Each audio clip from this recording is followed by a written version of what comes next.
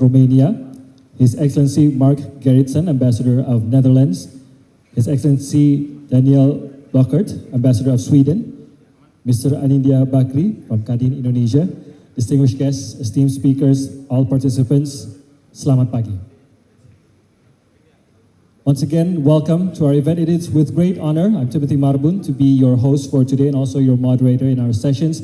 And I welcome you once again to the Indonesia-Europe Investment Summit 2024, Bridging Horizons, European Investment, and Indonesia's Path to a Sustainable Future. Let's give a round of applause for that, ladies and gentlemen. This event is proudly brought to you by the European Business Chamber of Commerce here in Indonesia, in collaboration with the European Union delegation to Indonesia and Brunei Darussalam, and the Ministry of Investment and Downstream Industry. Now, we are very grateful for the opportunity to gather here today in the Nusantara Hall here in Jakarta to deepen our partnerships and discuss strategic pathways to a sustainable and prosperous future together. Now, today's summit, ladies and gentlemen, builds up upon the remarkable momentum of last year's event as Indonesia embarks on ambitious economic goals under the new leadership. Achieving sustainable growth is paramount. Now, the collaboration between Indonesia and Europe will unlock transformative opportunities, not only to meet the current economic targets, but also to realize our long-term vision, which is Indonesia Emas 2045 or Golden Indonesia 2045. Now, let me walk you through today's exciting agenda. We'll begin with inspiring opening remarks and keynote speeches, followed by two thought-provoking fireside chat sessions featuring key insights on sustainable investment and also on global value change. Now, we'll also have an appreciation ceremony which recognizes outstanding contributions to sustainable investments here in Indonesia. And of course, at the end, everyone is invited for a network lunch with us here. Ladies and gentlemen, to begin, I kindly ask everyone to please rise from your seats for the national anthem.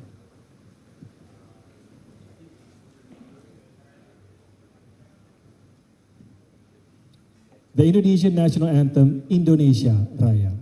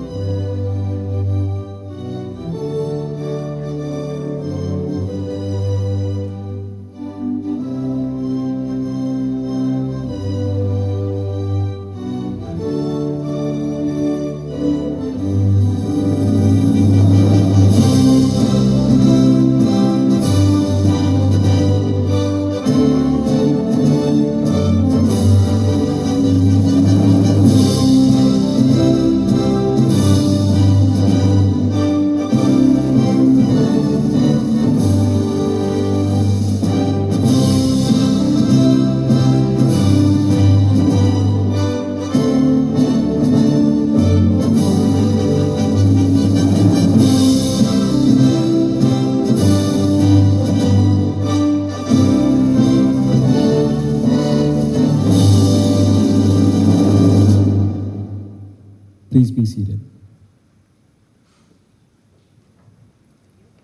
Distinguished guests, ladies and gentlemen, now to officially commence today's event, we are delighted to invite two distinguished individuals to deliver the opening remarks. First, please join me in welcoming Mr. François de Maricourt, the chairman of Eurocham Indonesia, to the stage. Let's give a warm applause to Mr. François de Maricourt.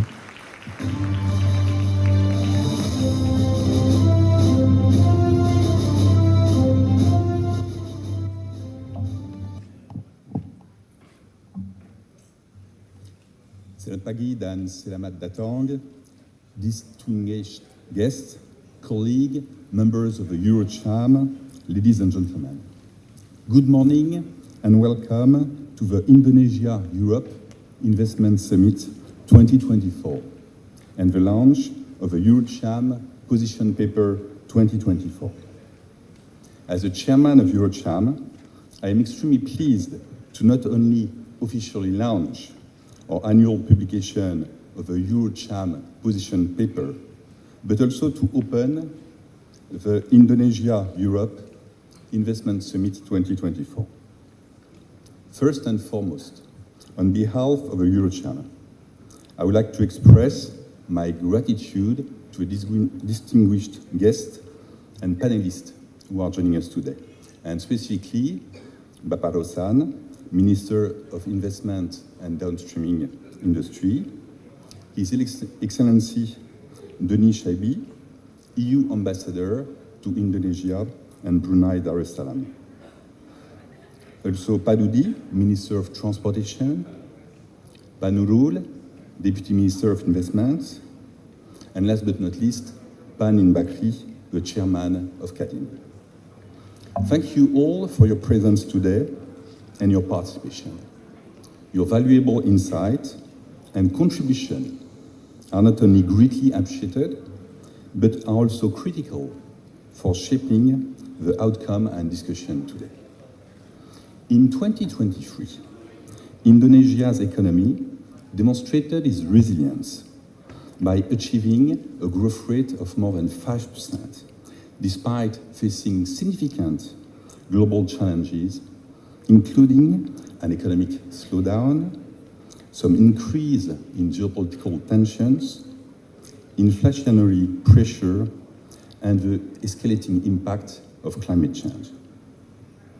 This year, the year 2024, has been marked by a dynamic economic landscape shaped by both challenges and opportunities.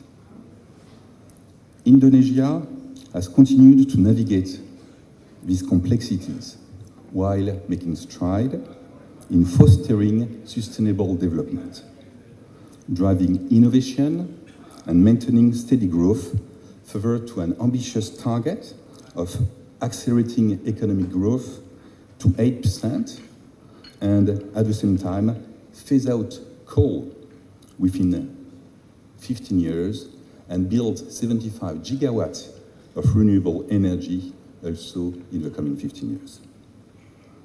In line with the government priorities, our theme today of Bridging Horizon, European investments and Indonesia's path to a sustainable future, the EuroCham recognizes its role in supporting Indonesia's sustainable economy. We are also supporting the government objective to implement further policy reforms to enhance the business and investment climate, creating fertile ground for long-term collaboration between the two regions. At EuroCham, we remain committed to fostering strong partnership between Europe and Indonesia, bridging horizon to drive green innovations, sustainable growth, and shared prosperity for a better future. We are still hoping that the EU-Indonesia Comprehensive Economic Partnership Agreement, or CEPA, can be finalized in a not-too-distant future, as it has the potential to significantly increase trade and investment flows between the EU and Indonesia. The summit today provides a platform for meaningful dialogue and the exchange of ideas, reinforcing the importance of cooperation in addressing global challenges and driving annual prosperity for both regions.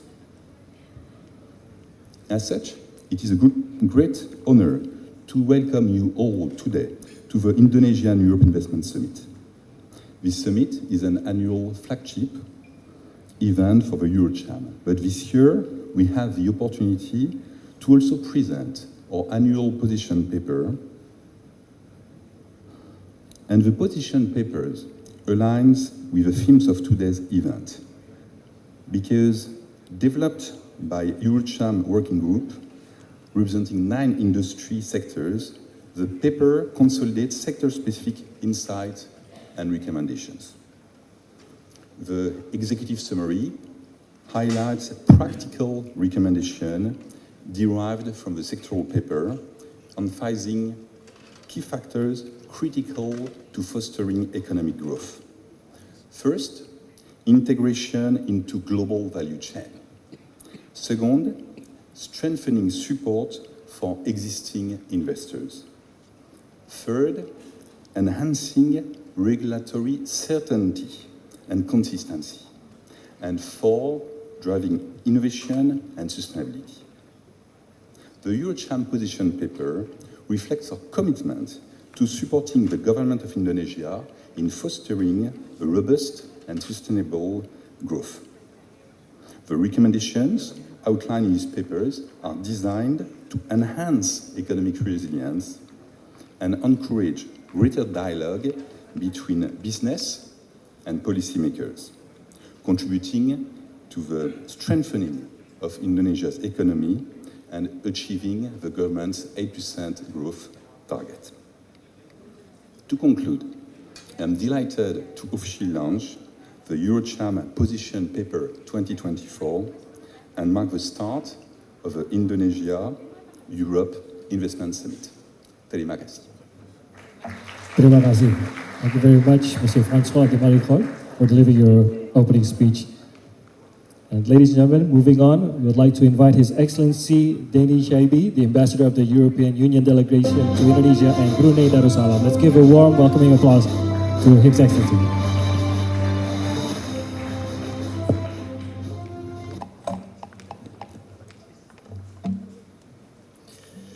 Selamat pagi.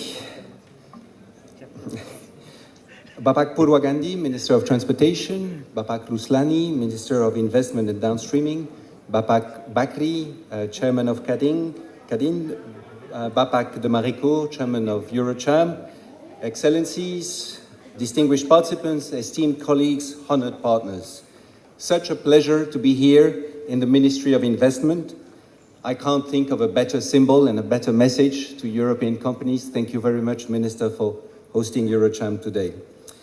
So here we are, 3 weeks before the end of the year.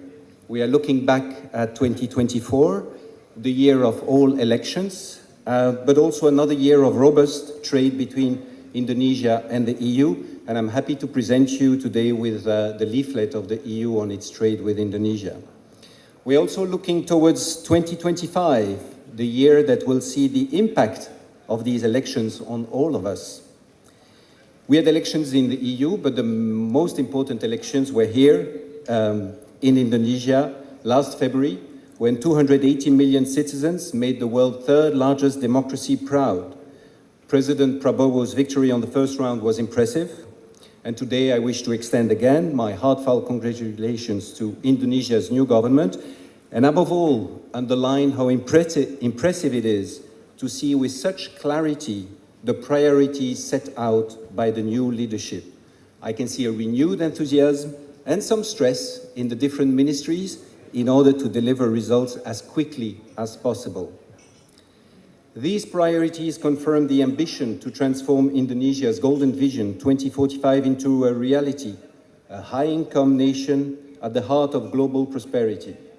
The EU is fully supportive of this goal, as shown by its enthusiastic support for Indonesia's membership of the OECD.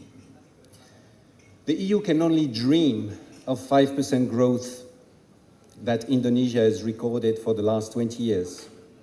And if a 5% average growth continues for the next 21 years, in 2045, the GDP per capita will be around $15,000 in nominal terms. You have to add inflation. And this would be already above what China is now, and it would be already a characterization of Indonesia as a high-income country. At the moment, the level of high income is 14,000. On the other hand, if Indonesia gets closer to 8% average growth, then it would be above $25,000 per capita, and in accordance with the ambition of the Golden Vision. 8% is possible. This is Asia. 8% has been registered by China, South Korea, Singapore, and more recently by Vietnam. And it is interesting to note that Vietnam used a combination of FDI and integration in global value chain as a key element of its economic growth. Everyone is aware that FDI contributed significantly to the growth of manufacturing, focusing on export-oriented industries, thanks to technology transfer. But yet, technology transfer was perhaps less impactful than integrating the country in global value chain, because global value chain bring better logistics, better supply chain management, and above all, productivity improvements. And these productivity improvements have a massive impact on employment. In most OECD countries, about 1% of enterprise can be considered they can be considered large, and they employ about 40%. 1% of the enterprises are large, and they employ 40% of the country workforce. So what does it mean? It means that these companies scale up the productivity gain of the people working for them, the human capital. And because of this solidity, it brings a lot of investment and a better and safer return than investment in SMEs. In Indonesia, 97% of workers are employed by small, medium-sized companies. So it has delivered incredible growth at 5%, but to move to 8%, it needs to change. How can Indonesian SME grow into more established enterprise? It is through global value change. So why am I boring you with this economic data? Because this is what the CEPA, the free trade negotiations that Indonesia and EU have, it's all about integrating Indonesia in global value change. This is our ambition, this is our asset, and it differentiates us from others. Global trade is basically accounting for a bit more than 30 trillion, but just under that is China, EU, and US that trade the most. So China trade 5.5 trillion with almost 900 billion surplus. EU trades 5.1 trillion, not so far behind China, but with a kind of balanced trade depending on the year. And USA is about 4.8 trillion with a deficit of 1,000 billion. I mean, 1 trillion deficit. So it gives you an idea of what global trade is. China is Indonesia's biggest trading partner and among its biggest investor. The US is one of Indonesia's largest trade surplus. The US is likely to increase its trade pressure on China, which has overcapacity and has been increasing its overall trade surplus steadily over the last decade. So what possibly could go wrong? You tell me, but what I can tell you is that I commend Indonesia's efforts and successful negotiations with a number of trade partners. Recently, Indonesia concluded its trade negotiations with Canada, which is obviously another sign of Indonesia's robustness on the trade scene, and it is engaged in many other negotiations, including the EU. But only the EU proposes a combination of a very large market with the ambition of reinforcing Indonesia on the global map of trade.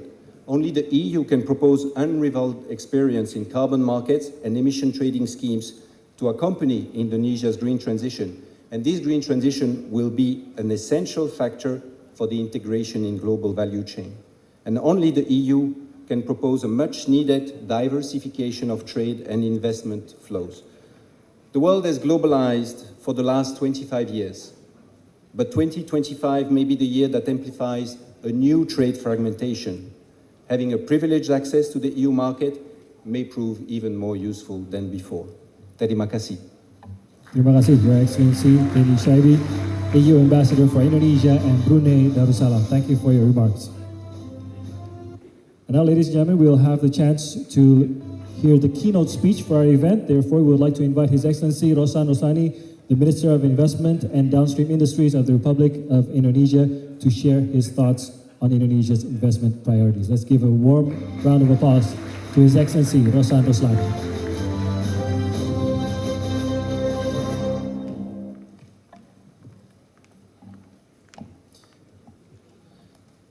Very good morning, everyone. First of all, I would like to say thank you to all of you, especially to His Excellency Bapak Dudi Purwagandi, Minister of Transportation. Thank you for coming to our ministry today, Bapak. And His Excellency Dennis Chaib, Ambassador of EU Delegation. His Excellency Mark Garrison, Ambassador of the Kingdom of the Netherlands to Indonesia. His Excellency Dan Adrian Balanescu, Ambassador of Romania to Indonesia. His Excellency Lila Karse, Ambassador of Hungary to Indonesia. His Excellency Daniel Blockett, Ambassador of Sweden. And also Mr. François de Marcotte, Chairman of the Eurocham. Bapak Anida Bakri, Chairman of Kadin. Distinguished guests, ladies and gentlemen.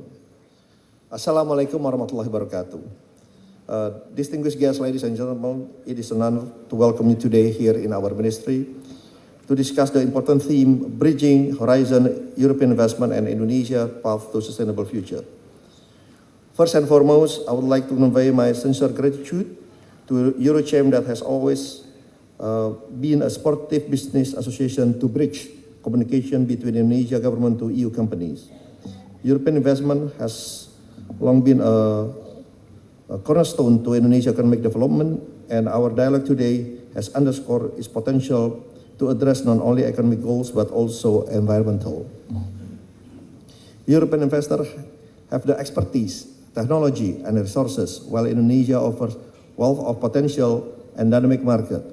Together, we can bridge this horizon and create a partnership that exemplifies sustainability, innovation, and exclusivity. Since we are talking about sustainability, definitely, we strongly believe that we still have huge potential that we can work together, especially in renewable energy, in clean energy. Indonesia, we have a huge abundance of renewable energy, approximately about close to 3,700 gigawatts. From solar, from hydro, from tidal, and also from geothermal, and also from wind farm. Oh, luckily they have this slide, so I think my team is very good today because I actually, when I mention it, I'm going to discuss it about our potential, so they come up with this slide. So, if you look at the screen, actually, we have a huge potential, mostly even in solar. But geothermal, I think, is very important for us because in Indonesia, we have a biggest reserve of geothermal in the world. And mostly in Java area. So we are going to put a lot of resources, policy, regulation to support this. And, we cannot do it alone. We need the support of our foreign party, and especially from EU, because to activate this potential, yes, we need a funding, we need a technology, we need a good pool of talent.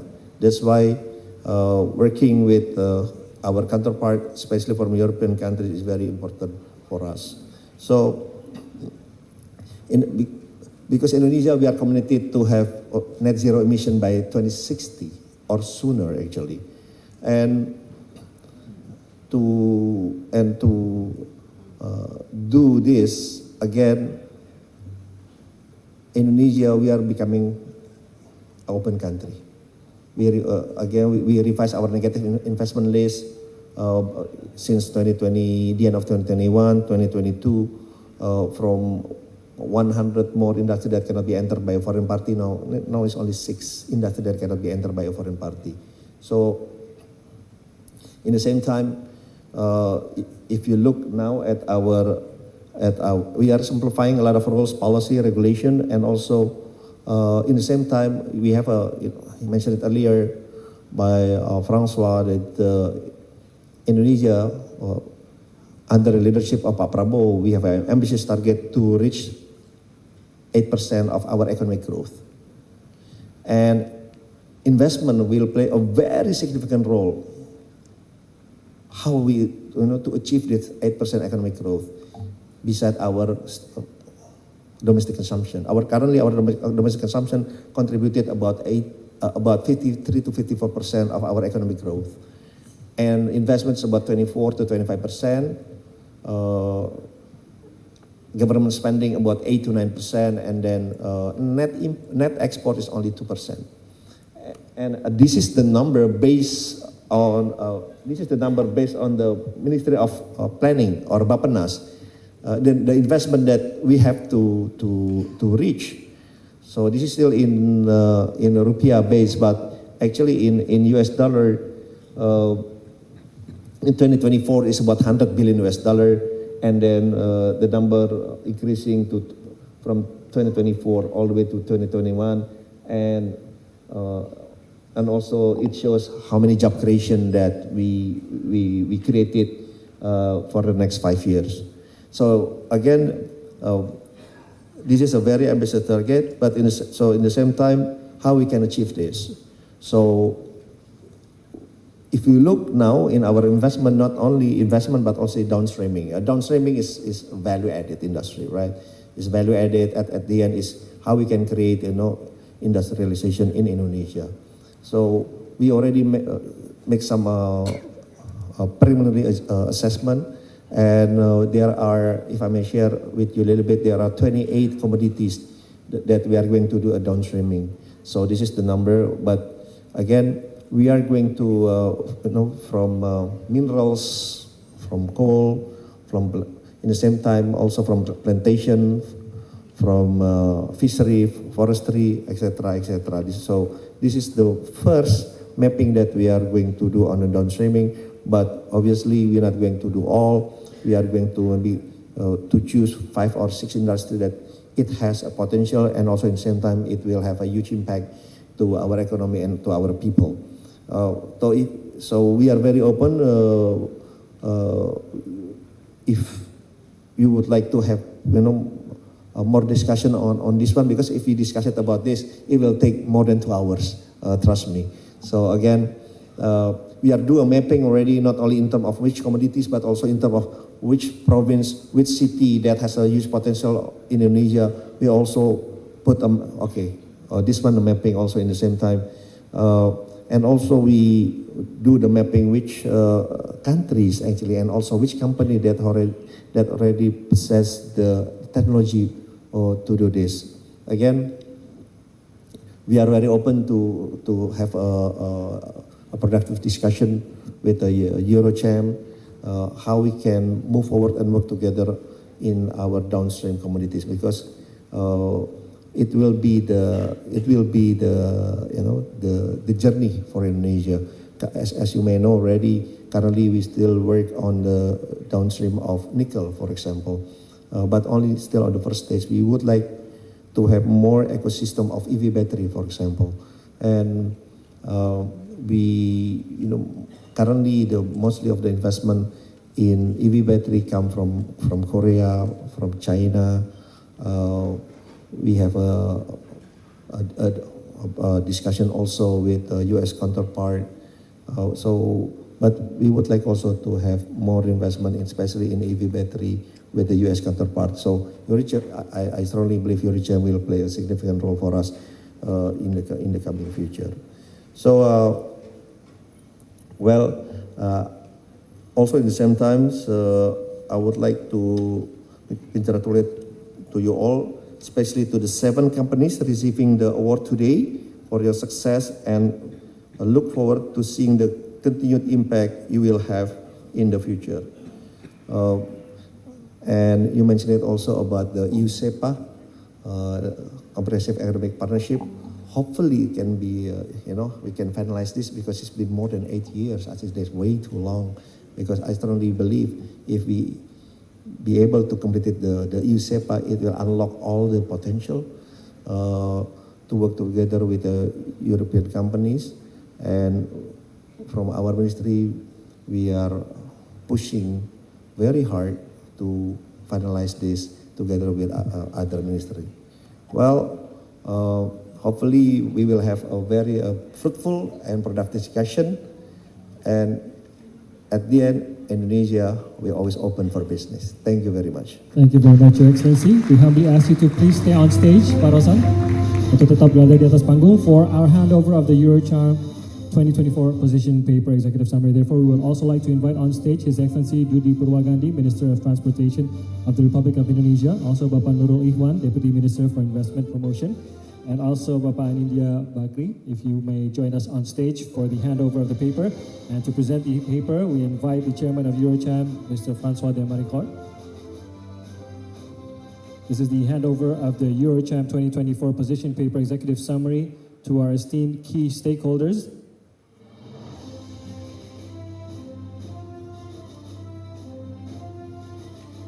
The paper will be presented to His Excellency Rosan Rosani, also His Excellency Mr. Dudi Purwagandi, and also Mr. Anindya Bakri. This, ladies and gentlemen, is the Eurocharm Position paper that reflects on our commitment and contribution to economic and is an annual publication based on business experiences. Let's take a photo op. Therefore, we would also like to invite His Excellency Danish IB to join us on stage for the photo op.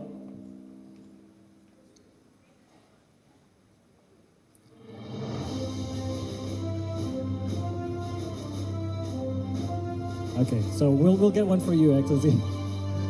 Do we have another one for His Excellency Danish IB? It's okay. All right, I'll count down from 3. Here we go. We want everything in detail here. Okay, let's take another photo in 3, 2, 1. Once again, in 3, 2, 1. Ladies and gentlemen, let's give a round of applause to the Position Paper Executive Summary, which has been presented to our esteemed key stakeholders. Thank you once again, Your Excellencies, for receiving the paper, and we thank you for the keynote speeches that has been given. You may return to your seats. Thank you very much. Thank you, Excellencies, as well. Thank you. And ladies and gentlemen, His Excellency Bapak Rosan Rosani and also Pak Dudi will be taking their leave due to their next agenda.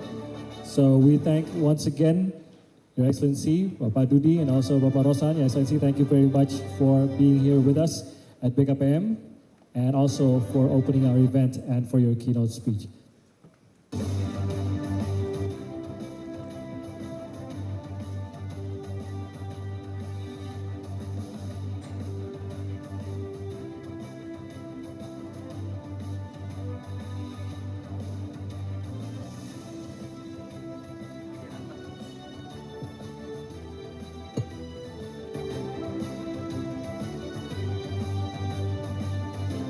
And we will be shortly joining our first session.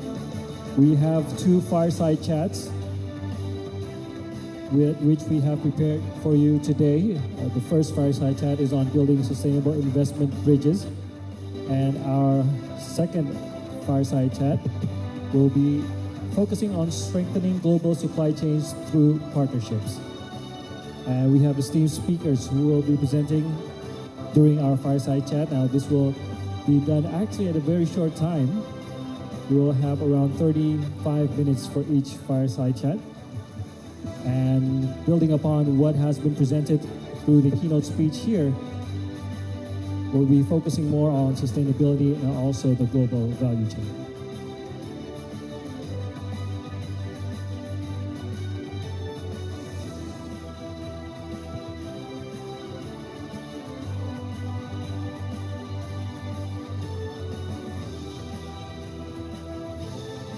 Once again, we thank Mr. Rosan Rosani and also Pak Dudi for joining us here today and opening our summit.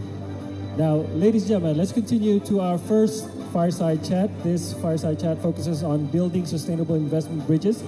At this session, we will be discussing on how the Indonesian government and European partners are aligning to promote sustainable investment in Indonesia. And I'll be moderating this session, and please allow me to introduce our speakers for this session and invite them on stage. We have Mr. Nurul Ikhwan, Deputy Minister for Investment Promotion, Ministry of Investment and Downstream Industry. Also, we have Ms. Melanie Ministerial, Chief of Corporate Affairs, Engagement and Sustainability, and also Ms. Sunita Luko, Head of the European Investment Bank Group for Southeast Asia. Let's invite our speakers up on stage with a round of applause.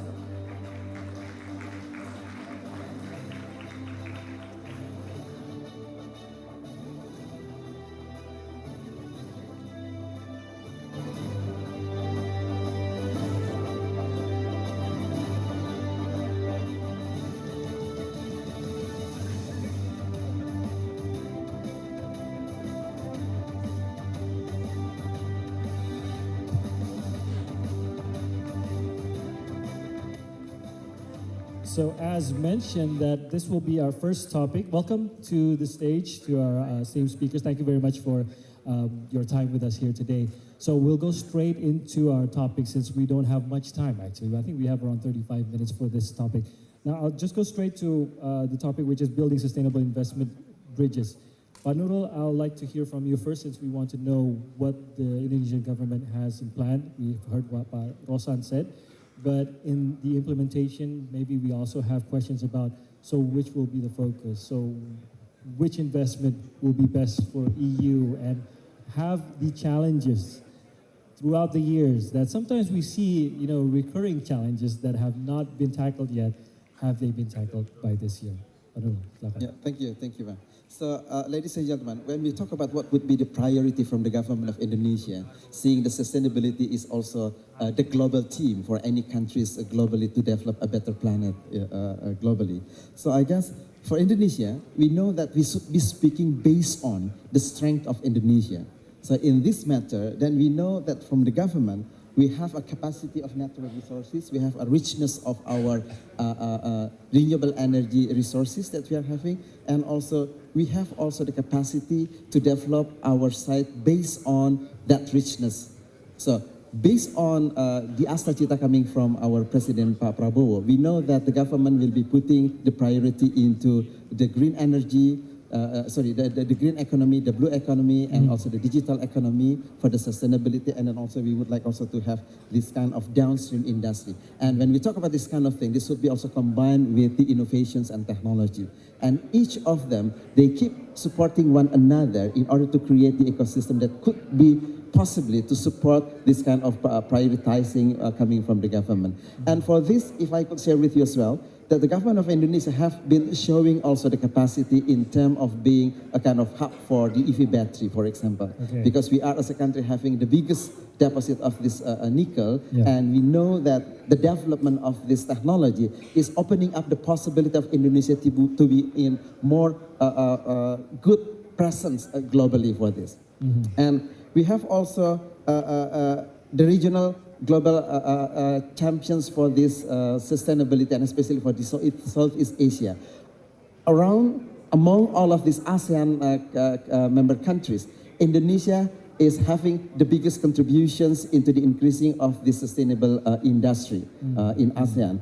And then also we know that in terms of responding into mitigations on the climate change and especially reductions on this carbon, we know that the government of Indonesia has issued the law that will support Indonesia for implementing of CCS and CCUS, carbon capture and carbon utilizations. Yeah. This is also the one that has confirmed by European Union that we discussed with them whether or not they recognize this kind of technology to reduce carbon emissions. And thanks God, they mentioned that yes, we recognize the carbon reductions by using the CCS and CCUS. And we have a very huge capacity for this, and this will be combining between increasing the renewable energy and also CCS and CCUS, because the issue for us, while we would like to have this downstream industry, this requires a huge capacity of electricity. And so combinations between this renewable energy, which is not sufficient enough to support the downstreaming, we have also carbon capture and storage to support also the supply of electricity for our downstreaming industry. So basically, those are the things that we would like to have for the future in order to do this kind of sustainability for our future in Indonesia. So for carbon storage, I think we'll just a little about here, the infrastructure for that, what is needed right now by Indonesia, or what is prepared? Yeah, we know that the capacity is not sufficient enough and we don't have the technology. Yes, we have limitations on the technology in order to implement this kind of CCS and CCUS. But thankful that big companies coming from UK and also from US, they have shown their very big interest. And especially because they are having this business in oil and gas, and they would like to take participations of having this kind of carbon storage based on their capacity to be introduced and to be open for any investor that they would like to have this kind of carbon capture and storage businesses in Indonesia. Okay, so talks are taking place right now with those companies. Yes, okay. Indeed.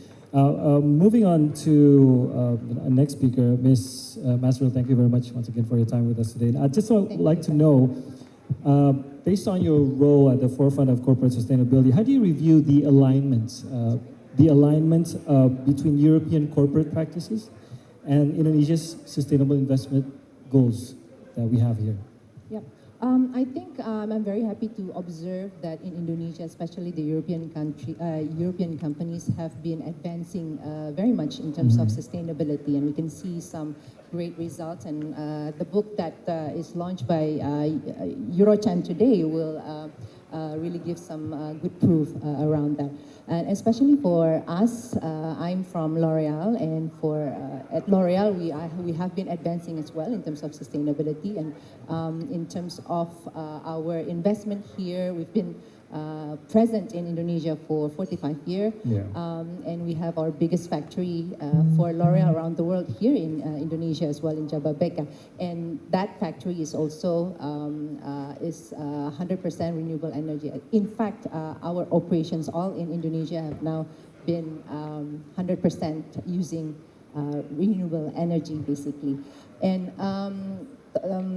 following Pak Nurul's mention about investment and also helirization, I think we as private sectors also have a role to play in supporting the Indonesian government's ambition towards helirization and localization. And this, in fact, I think we can share in terms of technology, in terms of best practices on sustainability. Like, for example, in our case, we have tried to do, localization as well. Pak Nurul, perhaps we've shared that before to you, that we bring a lot of great, brands and products of cosmetics from globally, and then we try to, localize here as well at our sustainable factory in Jababeka, whereby it requires, bringing and massification first in Indonesia, and then when we see it achieve a certain good economies of scale, we can,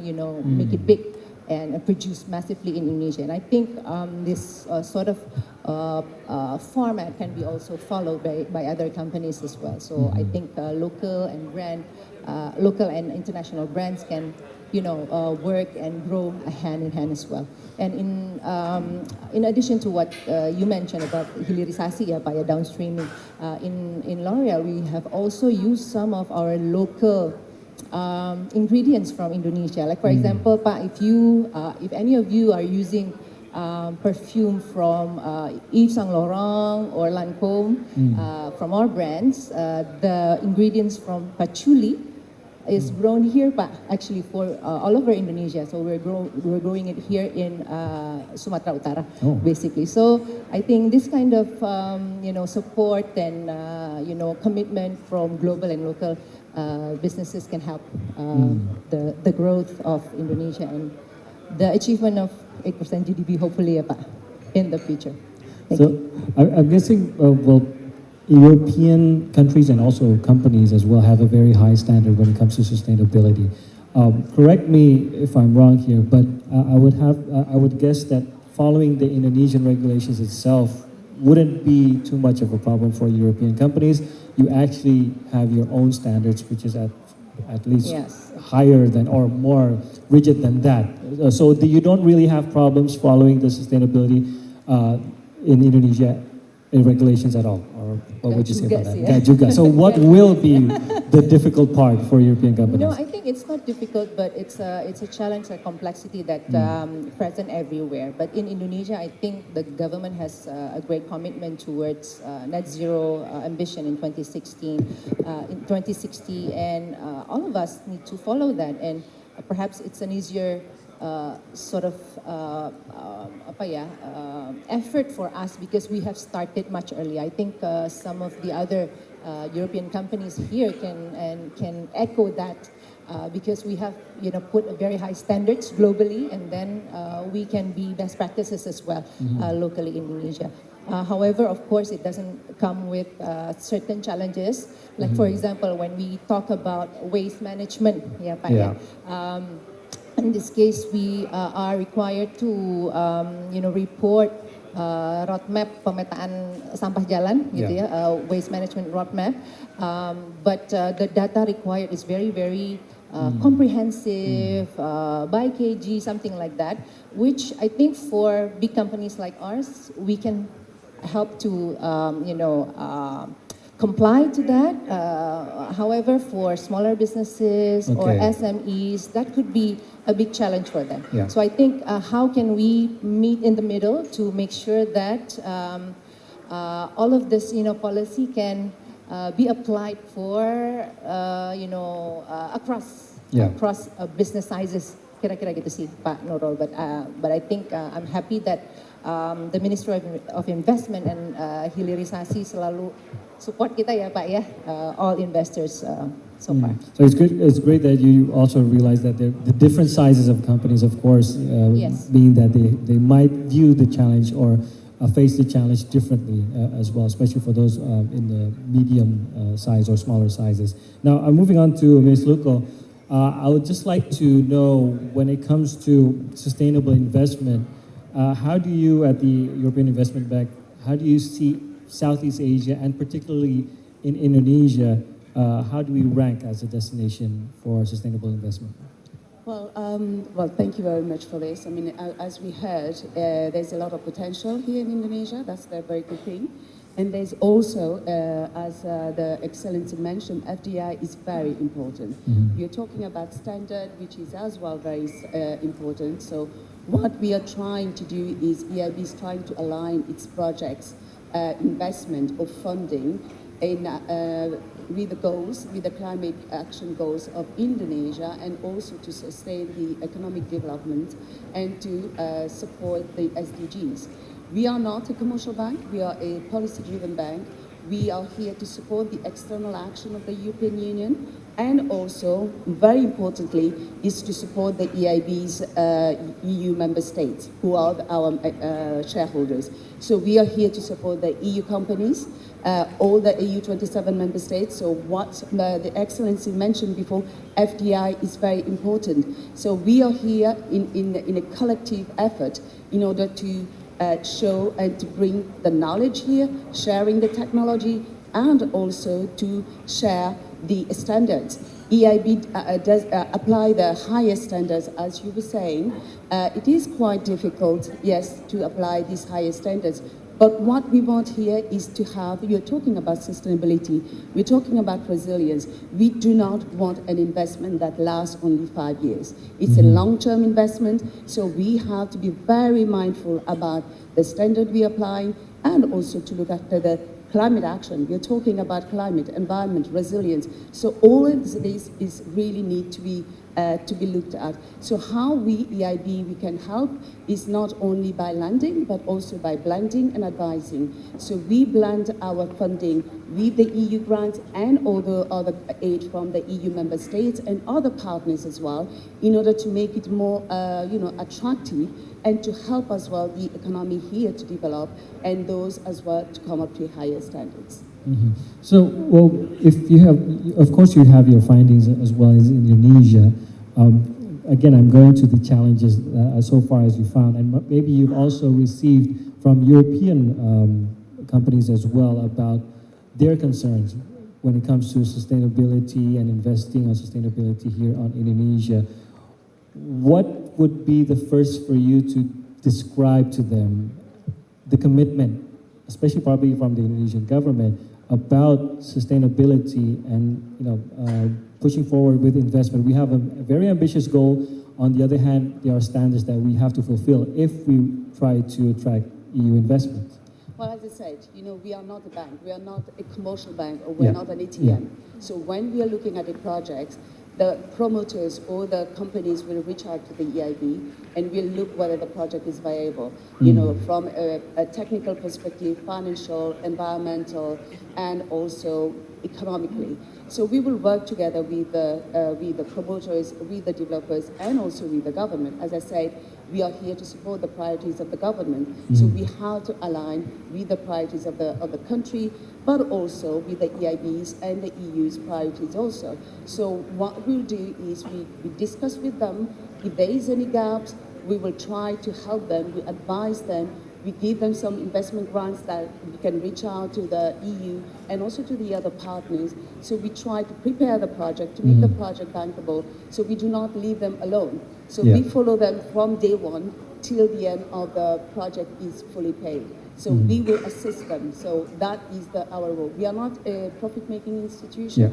So we are here to support the development of the economy, sustainable development growth.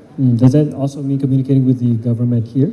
Well, we communicate with all the stakeholders, with the government, with the private sector, public sector, the grassroots, the NGOs, and also the public community to see what is the demand. As I said, we will not finance a project that really damage the environment or the community.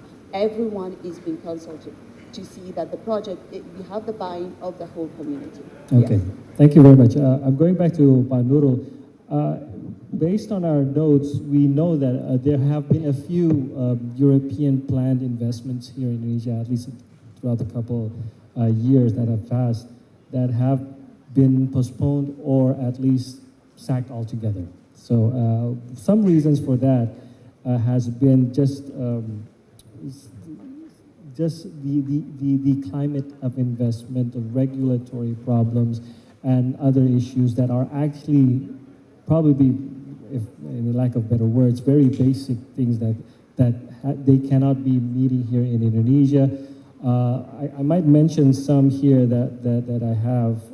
We know about the.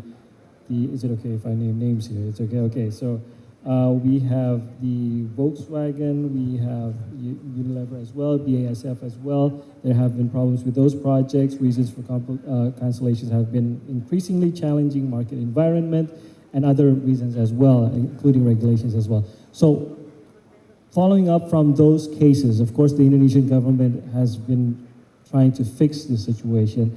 What has been done, especially when we're talking about those reasons, increasing challenging market environment, regulatory hurdles, environmental concerns, pressure from sustainability advocacy groups, and so on and so on. How can the government support the investment that will be coming in starting next year, probably?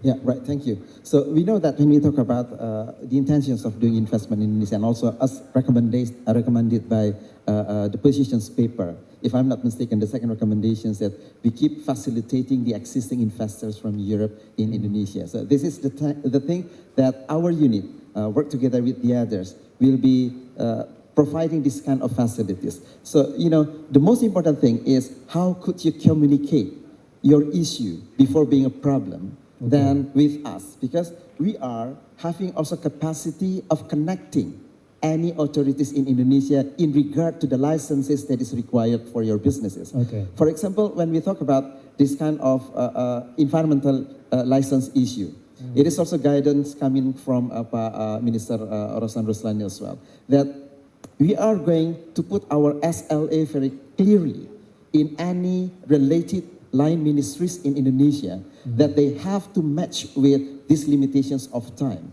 If they don't fulfill with this kind of SLA, then we are going to issue this license immediately. If they don't come with any reason or any complaint or any documentation should be completed by the companies. If then there are documentation should be completed, then they could also discuss directly with them. And if, let's say, the communications was not in a very real and smooth way, then just let us know.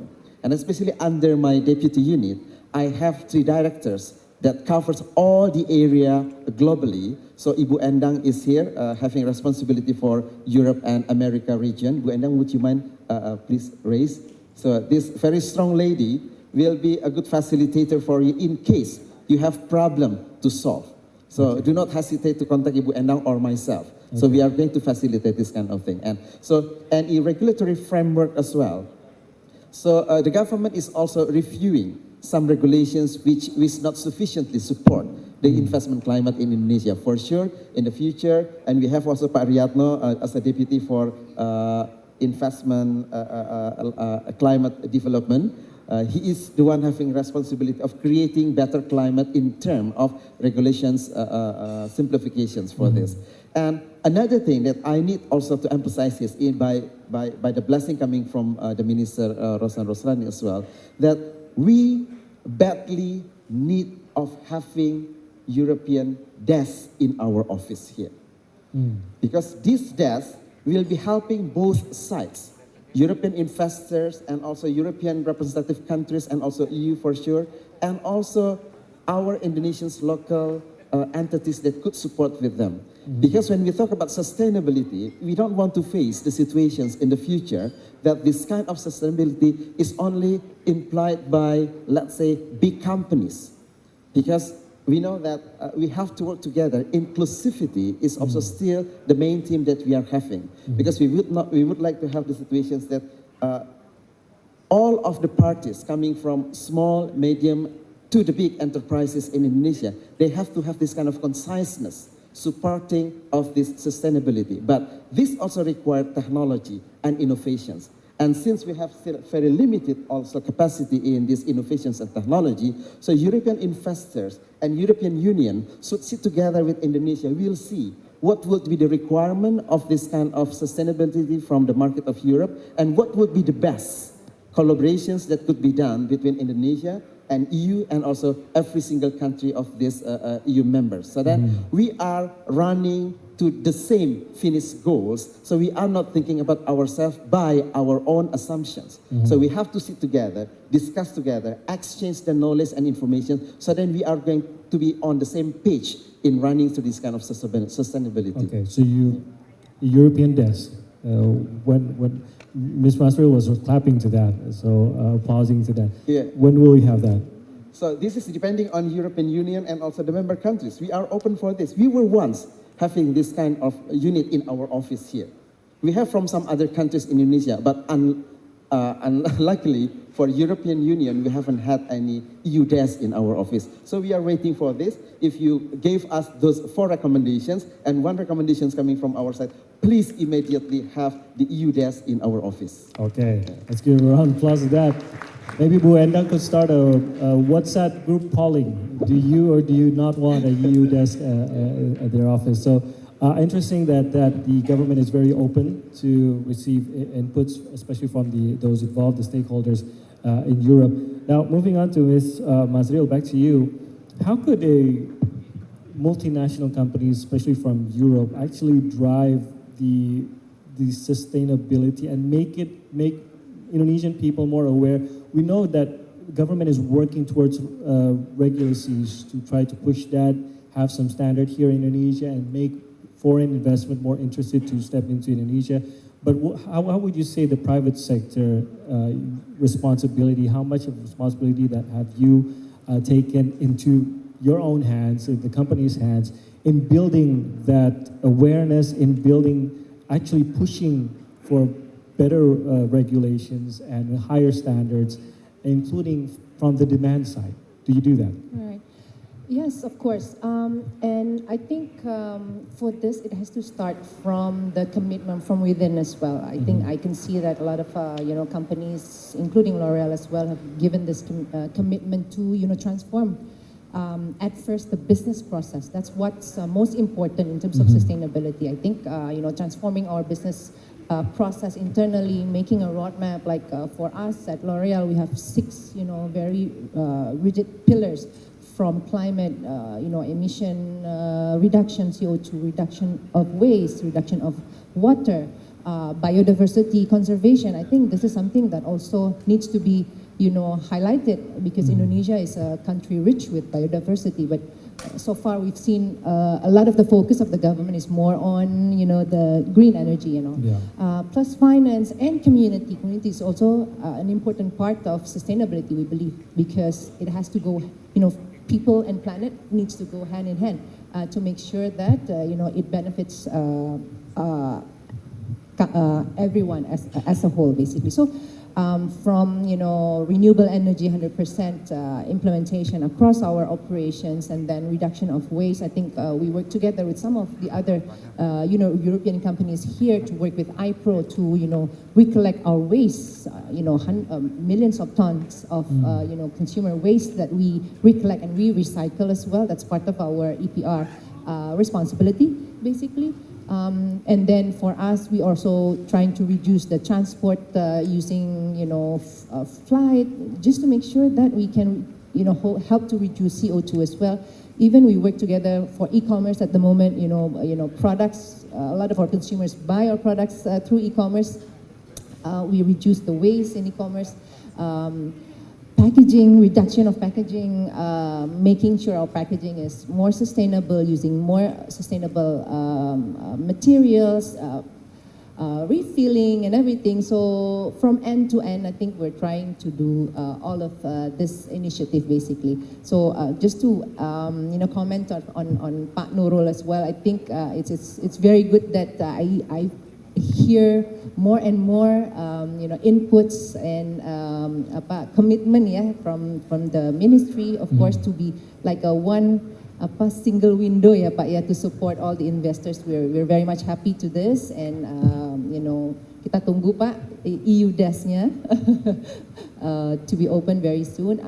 But one thing I'd like to also remind gitu ya Pak, we've seen Indonesia is looking for new investment from outside, but for companies like ours who have been long-term investors in Indonesia 45 years, I think some of the other companies have been 90, 80 years. Yeah. There could be some more perhatian juga gitu terhadap kami, di mana we can be supported in our growth and provided incentive. Mungkin bisa ngobrol ya Pak lebih ke depannya, insentif apa sih yang can be applicable for companies like ours, so that we can sustain and even improve more of our production here and for export. Our company is doing export juga Pak Rosan. I think we've shared that to you before.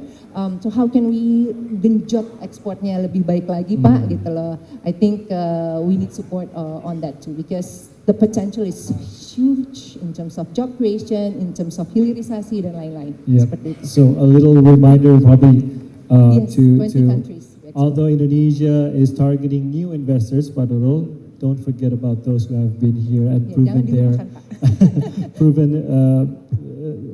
Have been here for years and years and proven that they've been part of Indonesia, and don't forget about them, because I think that's the message here. Of course, is there any special incentives for those who have proven that they're loyal to being here in Indonesia and also pushing the sustainability goals as well?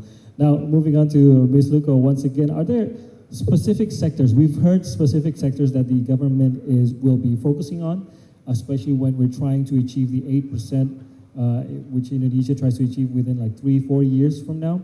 Are there specific sectors, probably not immediately to those aligned with the government, what has been presented there, but those that you are particularly keen, or European companies that you think would be particularly keen here in Indonesia? Well, I would like to say the sky is the limit. But, EIB, as I said, we are the EU Climate Bank and non-profit making institution. We are here for the development. So what we support is really, we support green economy, blue economy, circular economy, and also anything that helps reducing CO2 emission. And the main thing that we have to think about, we are here to support job creation and resilience and development. So these sectors, I mean, there's a huge amount of sectors that we can touch upon. For example, we finance infrastructure to start with, and infrastructure in the green economy could be renewable energy, energy efficiency, and also building green building. We'll have also urban transport, because this is absolutely also key to reduce CO2 emission and have to have the mass transport, and such as metro, BRT, and all these. And we also help a lot in the ocean initiative, Clean Ocean Initiative. We try to help in the blue economy in order to help, as we were talking about plastic, and we all know here, when you go to the beach in Indonesia, you see a lot of plastic, and this is not being treated. We do a lot as well. One of the big sector of EIB is also the waste management, water sector, renewable energy, urban transport. You have also, well, you name it. So all what we are trying to say is we will support all the projects that tackle climate action and that support our EU member states, our shareholders. So we also, but that doesn't mean we are not helping the economy here. We are not saying we are a tied Europe first, no. But what we are saying is we have to think that, you know, there is technology that is somewhere which is better, that you can benefit or you can leverage. So that are the sectors, and there's huge amount of sectors that we can touch upon. Is there a certain project or projects that particularly caught your attention that has been done here in Indonesia that would probably be an example of what EIB would be in support of? Well, I can go in the past, many years ago, we have helped into the water sector here, the Jakarta East and West water supply. There was also a gas project we financed, but that was many years. But I mean, just talking about recently, EIB has pledged 1 billion euros for the JETP. We have signed an MOU with PTSMI for 500 million in order to help them to co-finance or to support a series of projects to private sector, public sector in the climate action. And we have also signed an MOU with Jakarta company here in order to help them as well for the metro or urban transport, urban development. We are negotiating now with other companies as well to see how we can join forces. For the time being, as you would know, now we were in a transition period, so we hope now with the new government there will be a bit of a push and we can accelerate some of the projects. We have helped the feasibility study with BRT in Makassar and Batam, so all those projects was, up and, we were preparing, so now we hope to see something coming up. We are also collaborating with Ministry of Defense to help them in the health sector to finance some of the projects, in different hospitals. So there is a few projects that we have, we are exploring for now. Yeah. Okay, just a little comment on the just energy. What would you say up to this day? How happy are you with that? Especially since, as you mentioned, there's funding on that. Has it been achieving as good as you would expect it to be? Well, I put it that way. The JETP has started in South Africa, and it's still ongoing. So we have learned from other part of the world. It's not something that will overturn overnight. So we have to look at the whole system in place, because you have to reinvigorate, a lot of groundwork, policy framework, the legal framework, the local content, and the technology. And, here you're heavily reliant on coal, and all your coal power plants are rather new. So in order to phase out, so it will take time. So what we have to do, what EIB is trying to do, is to work in parallel, to deploy, to have, renewable energy, to work in parallel, and also to help on the transmission line, as you know, in order to transmit, renewable energy is very good. Mm-hmm. But you have to know whether you have a system to transmit it. So, there's a whole, I would say, ecosystem that we need to look at. And we are happy to work with the JETP Secretariat and many other, with defense as well, and where Francois is also heavily involved, and EU as well. So it's a huge, work. But yes, I'm happy. It's progressing. Yes. All right. Indeed. Good to hear that. Now, just for a closing note from all our speakers, I'm coming back to our topic, which is building sustainable investment bridges. So I guess this bridge will take the water under it as a challenge, right? So to those European counterparts who will be interested in investing more here in Indonesia, investing more or just initially investing here in Indonesia, what would each of you have to say to address maybe some doubts or some non-understood challenges that they might face, just to give them a feel on what they will be seeing here in Indonesia? Maybe, Ms. Marcel, I'll start with you. Since I just went with Ms. Luko, I'll just start with you, and then Nurul will be ending it. What would be your note for European investment here in Indonesia, especially those who are initially coming in? Okay, I think come to Indonesia. This is a place to grow. Ini jadi agen pemerintah nih Pak ya. I think it's a place to grow your business. The market is huge. I think we can work more on the policy environment and everything, but I think I can see kesungguhan atau the willingness of the government to the new government especially to change this going forward.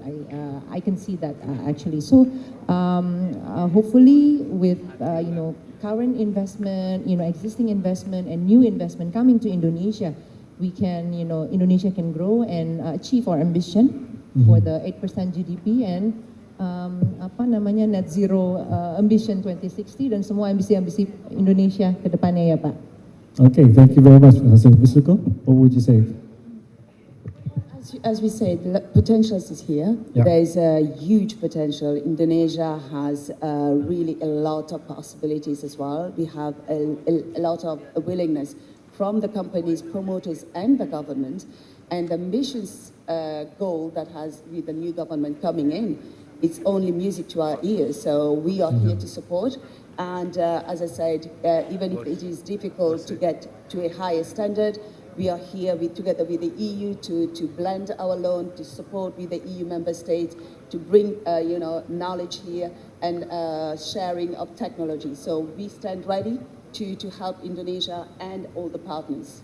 Okay, so Pak Nurul, we still have a Q&A actually, but just want to know on that sustainability note, what should European investors want to know here in Indonesia? Yeah, so we've been hearing a very good feeling coming from all the speakers here, and also this reflect also a good feeling coming from the floor as well. So it means that from the business players, the companies, from the government, and also from the financial support institutions. So it means that this good willing, the willingness is there, but in order to materialize this willingness, that should be real cooperations and collaborations. And knowing that the implementations of this kind of collaborations, we have to realize as well that we are coming from two different areas, that the gap of analysis should be detailized as well. Okay. Because whatever will be standardized by European Union, for example, it should be well understood by Indonesian business players. And of course, the ambassadors is the companies of Europe in Indonesia. But in this case then, I should say that in order to shorten the gap that we have in terms of technology, in terms of the support of capital, in terms of also the standard of environmental that should be required by the market of Europe, it means that we need to sit together. So the communications, discussions, exchange information, and facilitations, and then will be followed by the cooperations among the relevant ministries and also stakeholders is very important. Like let's say when we talk about European Union support coming from the Sustainable Development Goals through the program, like let's say a Global Gateway, for example, it is less understood by our community here. Yeah. Because we do understand that for this Global Gateway, it is not only for European companies having operations in Indonesia. It should be well supported by Indonesia's ecosystem locally as well. Because at the end of the day, it should be also sharing awareness and also standard of level of environment that is required by the market of European Union. And it is not only about talking the market that is set by European Union. This standard is also very good in bringing about the higher level of Indonesia communities in the business to get a better understanding and in relevant into OECD assessment that we are doing right now. This will be a kind of catalysator of Indonesia to be having a good awareness of the quality globally in order to support sustainability. And that will also help Indonesia stepping into deeper into the global value chain, which will be part of the next session later on. So we have 15 minutes for Q&A. If you have any questions, ladies and gentlemen, please do raise your hands. We'll have a microphone brought to you. If you have any questions to our speakers, I think we have actually 10 minutes. Okay. Any questions, please raise your hands. You could ask the questions while we're still here. So if not, just as mentioned that we need, Indonesia itself needs to catch up with those standards, but we also need to know how, in detail what those standards are.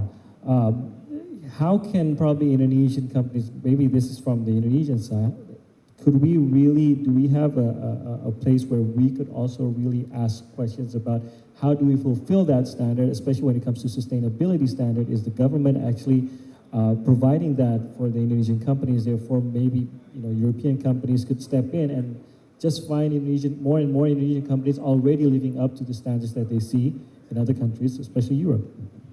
We know that Europe is much more advanced than Indonesia in terms of sustainability. But as a country having a huge amount of populations, close to 280 million people, and having a richness in natural resources, having also opportunities of opening up more downstream industry. But if it is not deal with the sustainability, the negative impact into this kind of development will be impacted directly into our community.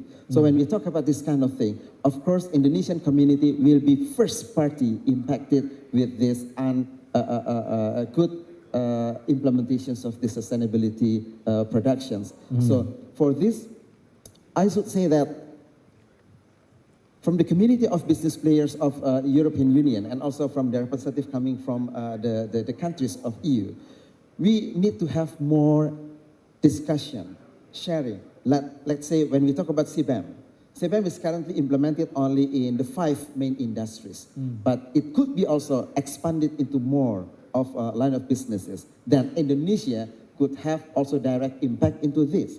And we don't want to see that the CBAM is seen by the business community in Indonesia as a kind of barrier of trade.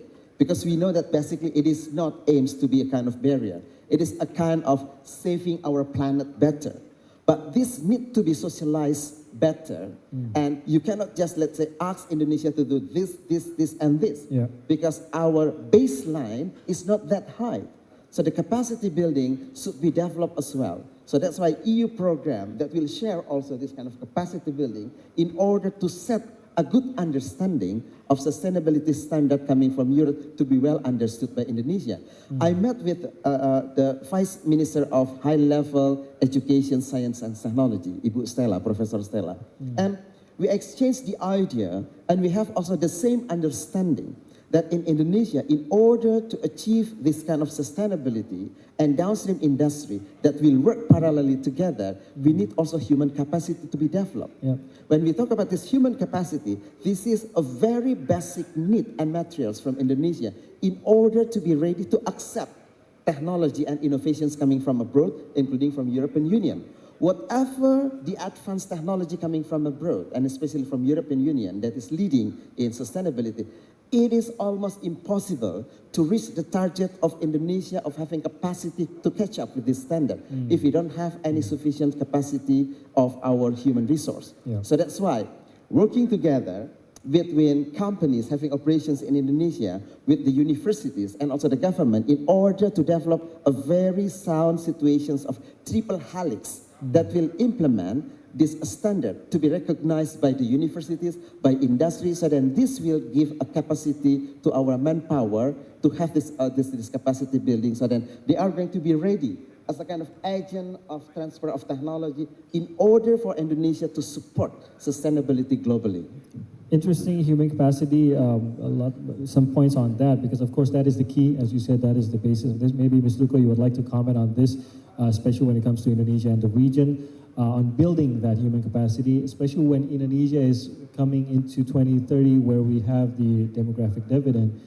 It becomes something that can be a very strong capital for Indonesia, but on the other hand, if not prepared well, it might actually be a disaster, actually, with that big number. So what effort can you see could be done to build this, and how is your comment on human capacity building on Indonesia when it comes to preparing Indonesia for more investments here from Europe?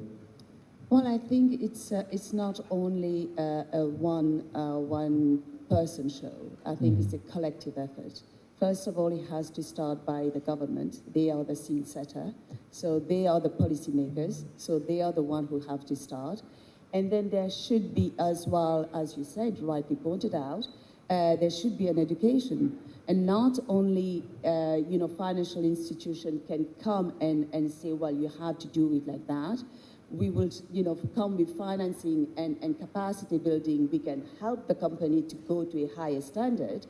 But you have as well to understand that we need to have also the buying of the local community. And how do you do this? We have NGOs to make them aware that they have to embrace, sustainability. They have to embrace proper way of doing business. And doesn't finish there. I mean, the companies we're implementing here, it's not only the European companies that come here who will bring the highest standard, but the local company as well. They have to have some standard which is imposed by the government. There has to have some initiative. Tell them, give them some grants, some subsidies, so that they are motivated in implementing some standard and impose on the company that they do not go on the second standard or lower standard. So I think it's a work that is needed globally and collectively. And as you rightly said, universities play an absolutely important role here. You know, there should be some, some education, some, I would say, subject at the university that tackle or that teach people how to embrace climate sustainable development and climate action. It all starts there, at school. I mean, my kids goes to school, they are already talking about climate action. So all this, it starts from the very beginning till the end, and that should be really, the awareness should be from everyone. Yeah. So I think if there's a collective effort. I mean, EIB as a financial institution, what we can bring is cheap funding, blending, and also technical assistance, capacity building. There's so much that we can do, but we need everyone if we want to move forward. Thank you. Ms. Maslow, you want Yes. to add on that? Just want to add, I actually very much agree on this, and even private sector, when they can and they have specific expertise that they can, ditularkan gitu, they can spread to the country. I think it's very good to do, and I think private sector has to play that role as well. Like for example, what we've done so far in L'Oreal for 10 years over, even we've been working together with the Ministry of Education and Culture before, and now Ministry of Higher Education, or menengah ya, Minister of Education, to basically support their vocational schools, students and teachers as well, to give them with sekolah kejuruan kecantikan, so beauty professionalization, because selalu ada ya SMK itu yang namanya jurusan. There's cooking, there's vocational, technique, vocational. So in the beauty sector, we've been supporting the government of Indonesia to to give this training curriculum and also train the teachers basically Pak gitu loh, untuk over 30 SMK across Indonesia basically so far, and I think it has been very much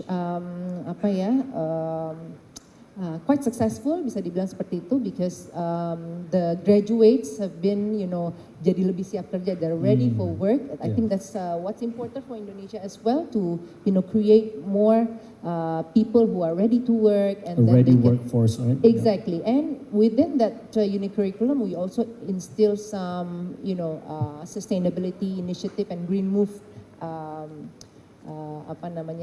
Pelajaran juga seperti itu. Interesting. So you implement that sustainability factor too in there. Yeah, we have Ambassador. If you would like to ask questions, could we have a microphone?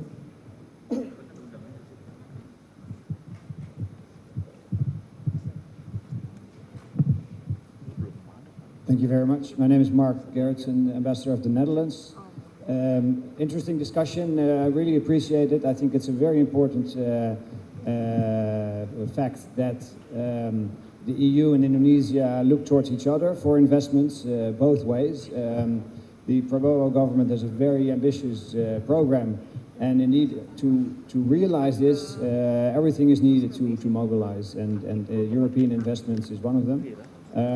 From the Dutch side, we're about to sign an agreement between our government investment agency and the Indonesian Ministry of Finance for a 300 million euro envelope for investments, focusing on the government of Indonesia's priorities, including renewable energy and health and water.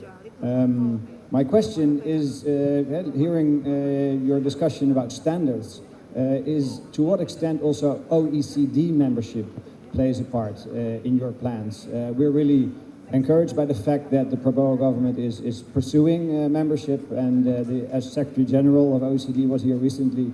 So your comments on this, Mr. Vice Minister. Thank you. Thank you, Excellency. I guess Pak Nurul will be able to answer this.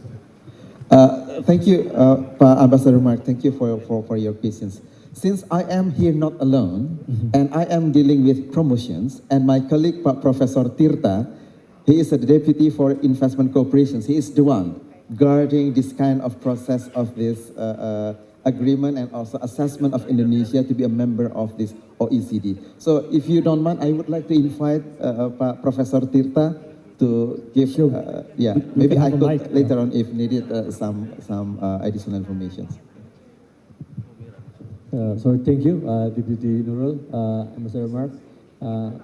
I'm Tirta Mursitama, Deputy Minister for Investment Cooperation, who started to work together on the committee investment for the OECD membership accession.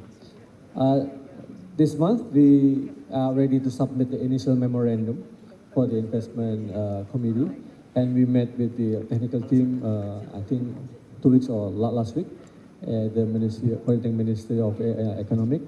And I think from the point of view of the investment committee, we try hard to find I think, nearly 26 instruments.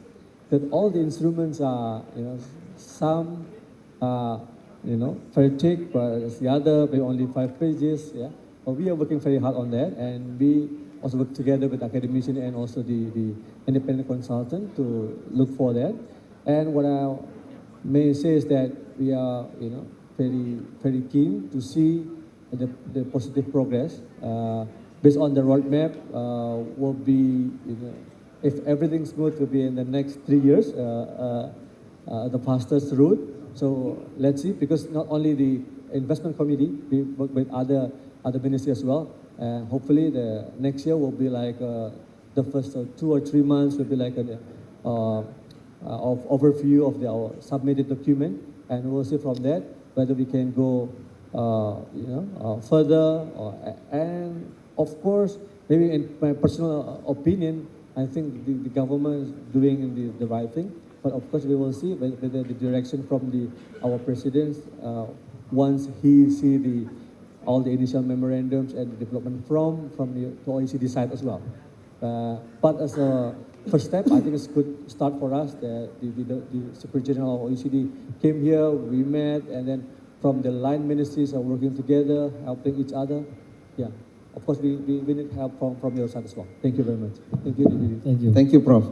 And I guess for the Indonesia of having kind of access to the OECD, we still see having a kind of, let's say, 3 to 4 years until we are, let's say, quote unquote, granted to be a member of OECD. But I guess for this year, 3 to 4 years, is a very good year, Bang, for Indonesia, not only from the government side, but also from the private sectors, to see and to analyze and to learn about best practices that is set by OECD.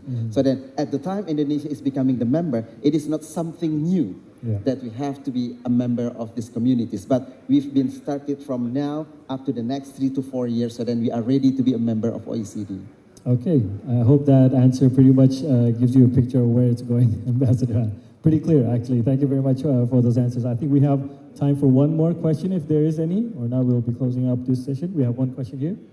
One last question. Okay. Morning. Good morning. I am Michel Azrak from CMA CGM, a shipping line, container shipping line. I didn't see any mention about transportation and logistics in all the presentation or discussion. And we are the first shipping line bringing a LNG vessel in Indonesia, which is a very clean energy vessel. And I was wondering whether there is any way or instrument to include transportation and logistics into this path towards sustainable future. Okay, thank you very much.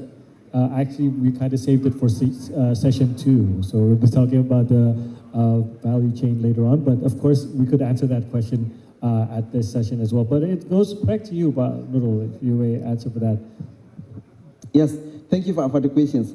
So, knowing that we are in archipelagic country. So the connectivity is also playing a very significant role, not only in having a kind of facilities for people-to-people connections, and then also seeing that this connectivity could be also bringing down of these logistic costs. That is something that Indonesia is very high in this kind of cost. So one of also program and visions coming from President Pak Prabowo, infrastructure is one of the main these visions coming from President Prabowo. So it means that this development in regard to port development and seaport development and other connectivity, and then knowing that by 2060 we would like to have net zero emissions, while the second biggest contributor of these carbon emissions in Indonesia is coming from transportations. So because of this, then we put this also in our priority to see whether the government is having the program for these transportations. I should say that there should be also questions to the Ministry of Transportation. Yeah. But from our side, we know that from the President visions, it is also transportations in order to support also connectivity that could bring down the cost of this logistic for our investment and businesses. Of course, you might probably get a more comprehensive answer from the ministries involved, but our second session will touch more upon that, so hopefully we could delve into that later on. So we thank all the speakers here. Thank you so much. I'm sure if we open the EU desk, we could see from here that there's a lot of questions that you will be having to handle. So thank you once again. If you agree to that, please do speak to Pak Nurul and his team about that. So let's congratulate all the speakers. Thank you very much, everyone. Thank you for your time with us here today. And we have a token of appreciation to all our speakers.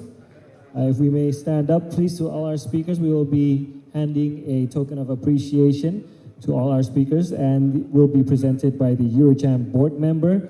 Ibu Nurdiana Darus will be presenting the token of appreciation. Ibu Nurdiana.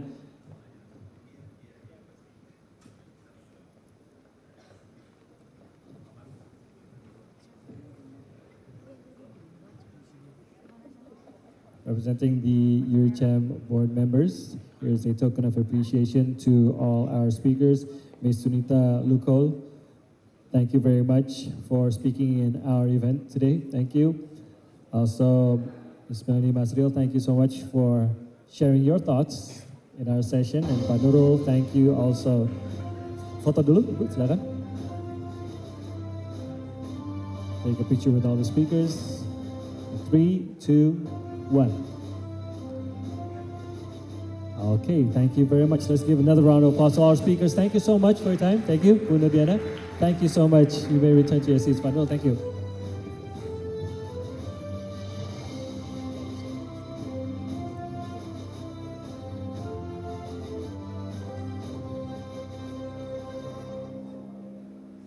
Okay, ladies and gentlemen, let's move on to our second session.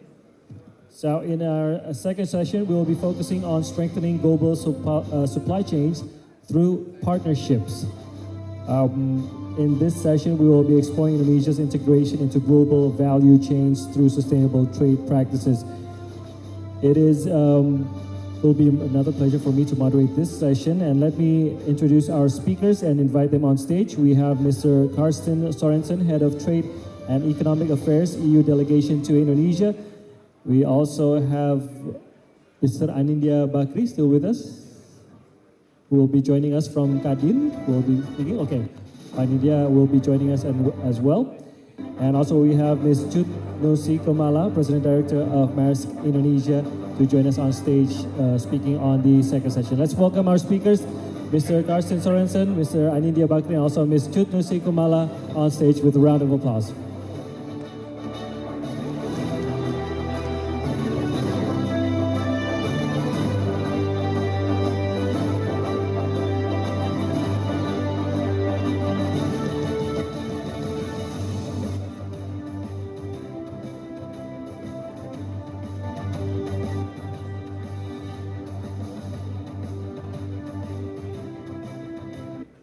So this will be the focus of our second session. I'd just like to welcome our second speaker, Pak Anindya, to join us on stage. I caught you right when you're heading to the toilet. Sorry about that. Okay, Pak Aidin, silakan.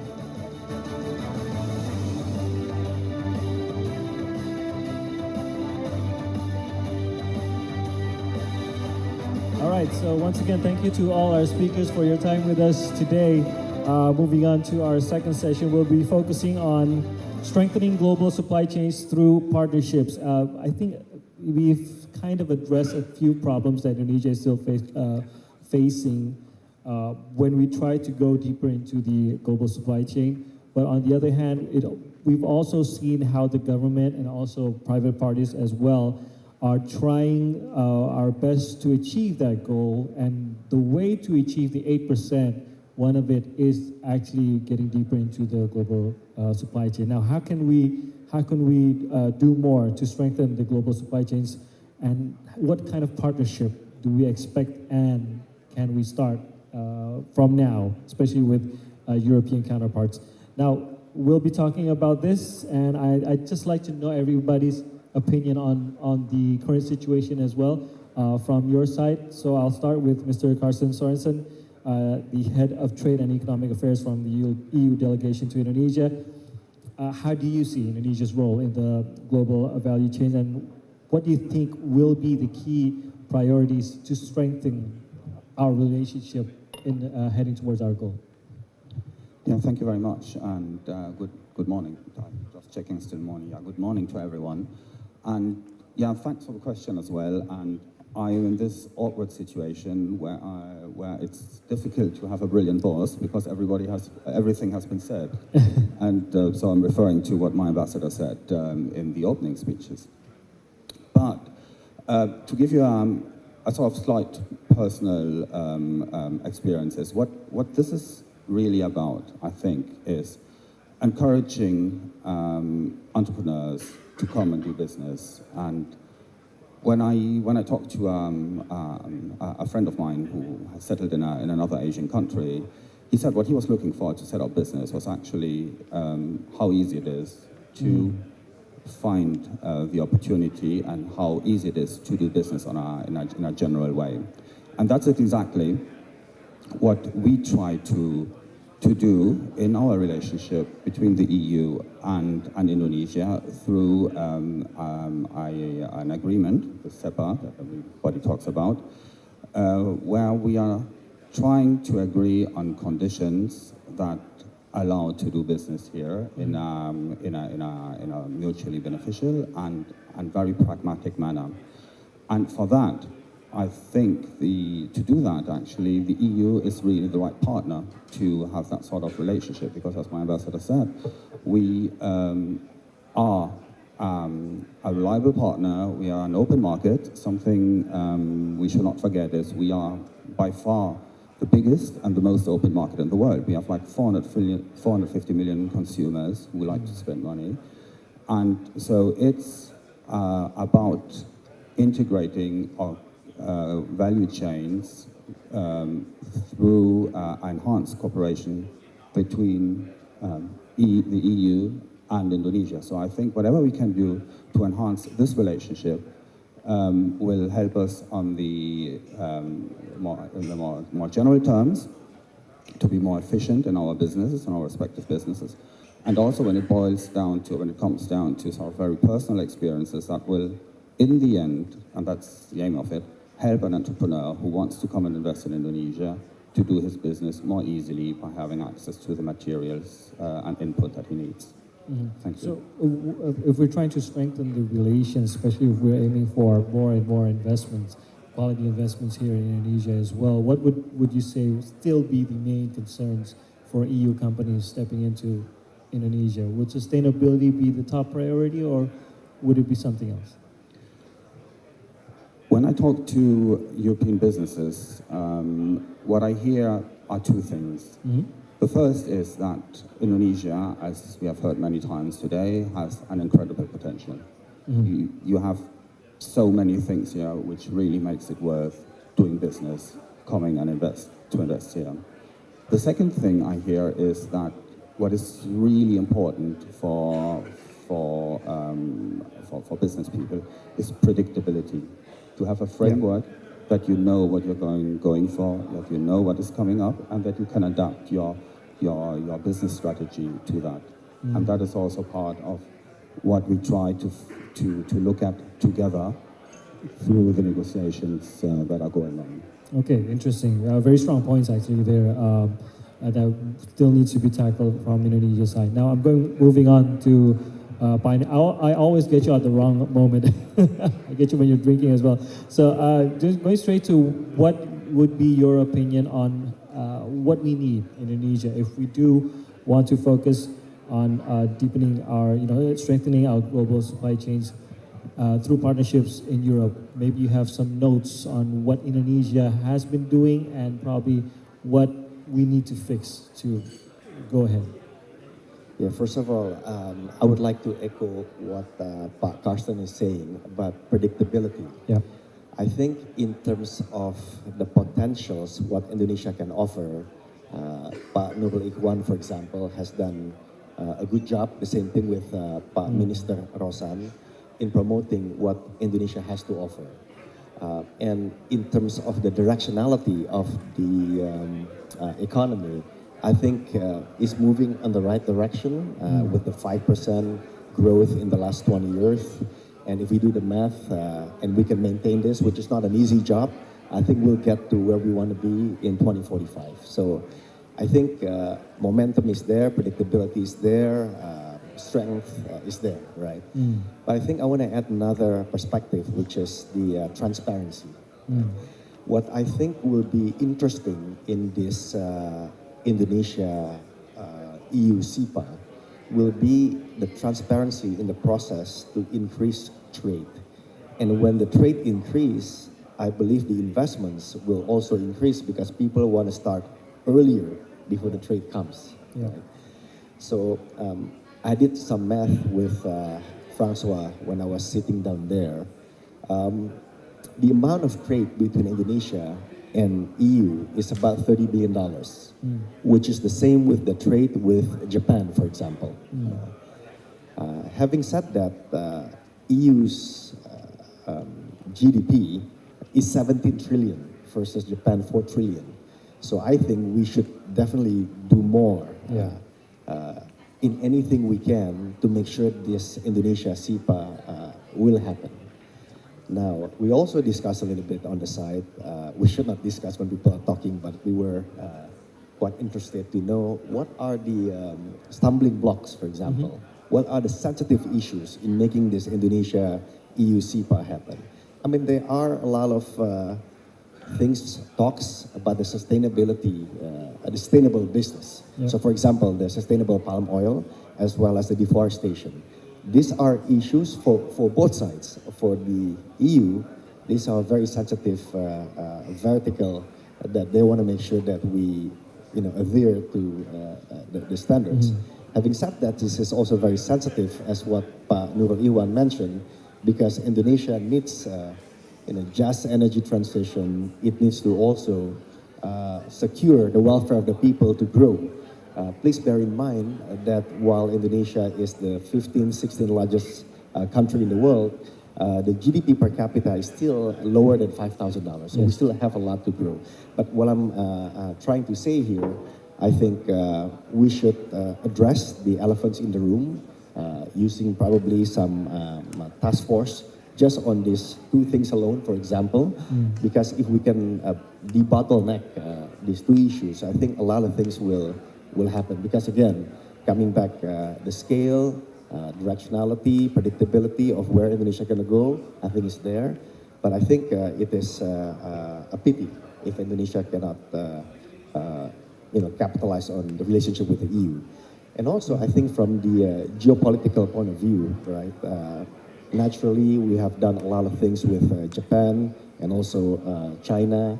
As a non-aligned country, constitutionally, I think we do want to have a balanced, secured, and safe relationship with Europe. So I'm going to stop there, but we can talk more about it. Sure, thank you.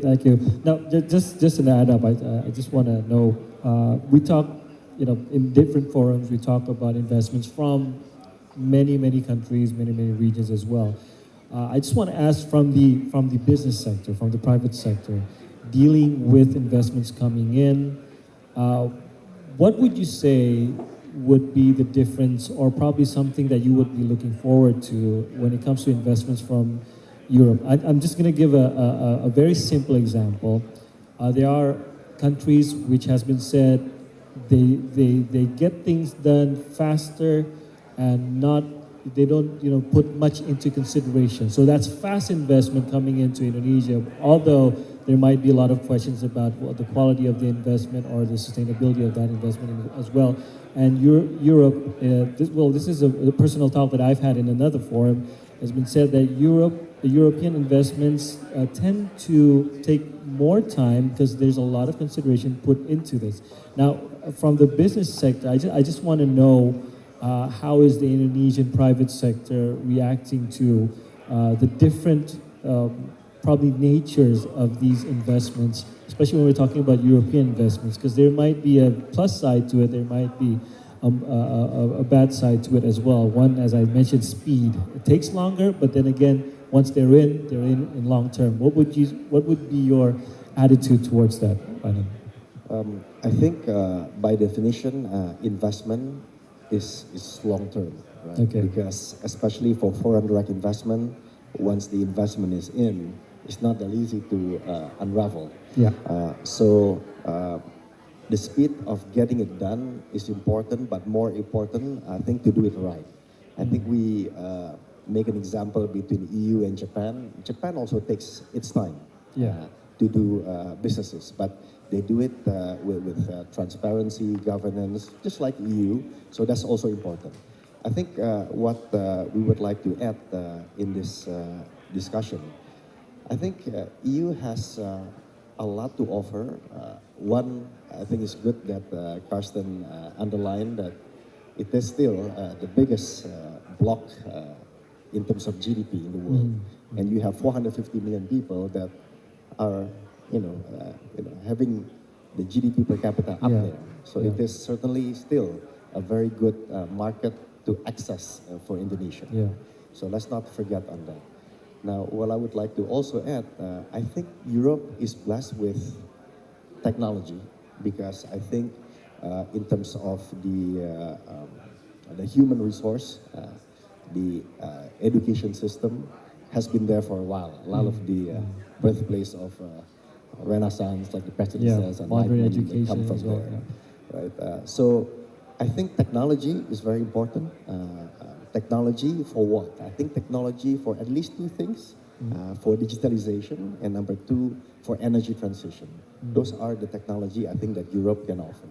And the second thing is also in terms of demystifying and also probably standardizing these issues in sustainability sector or vertical, right? I think if EU can help Indonesia to,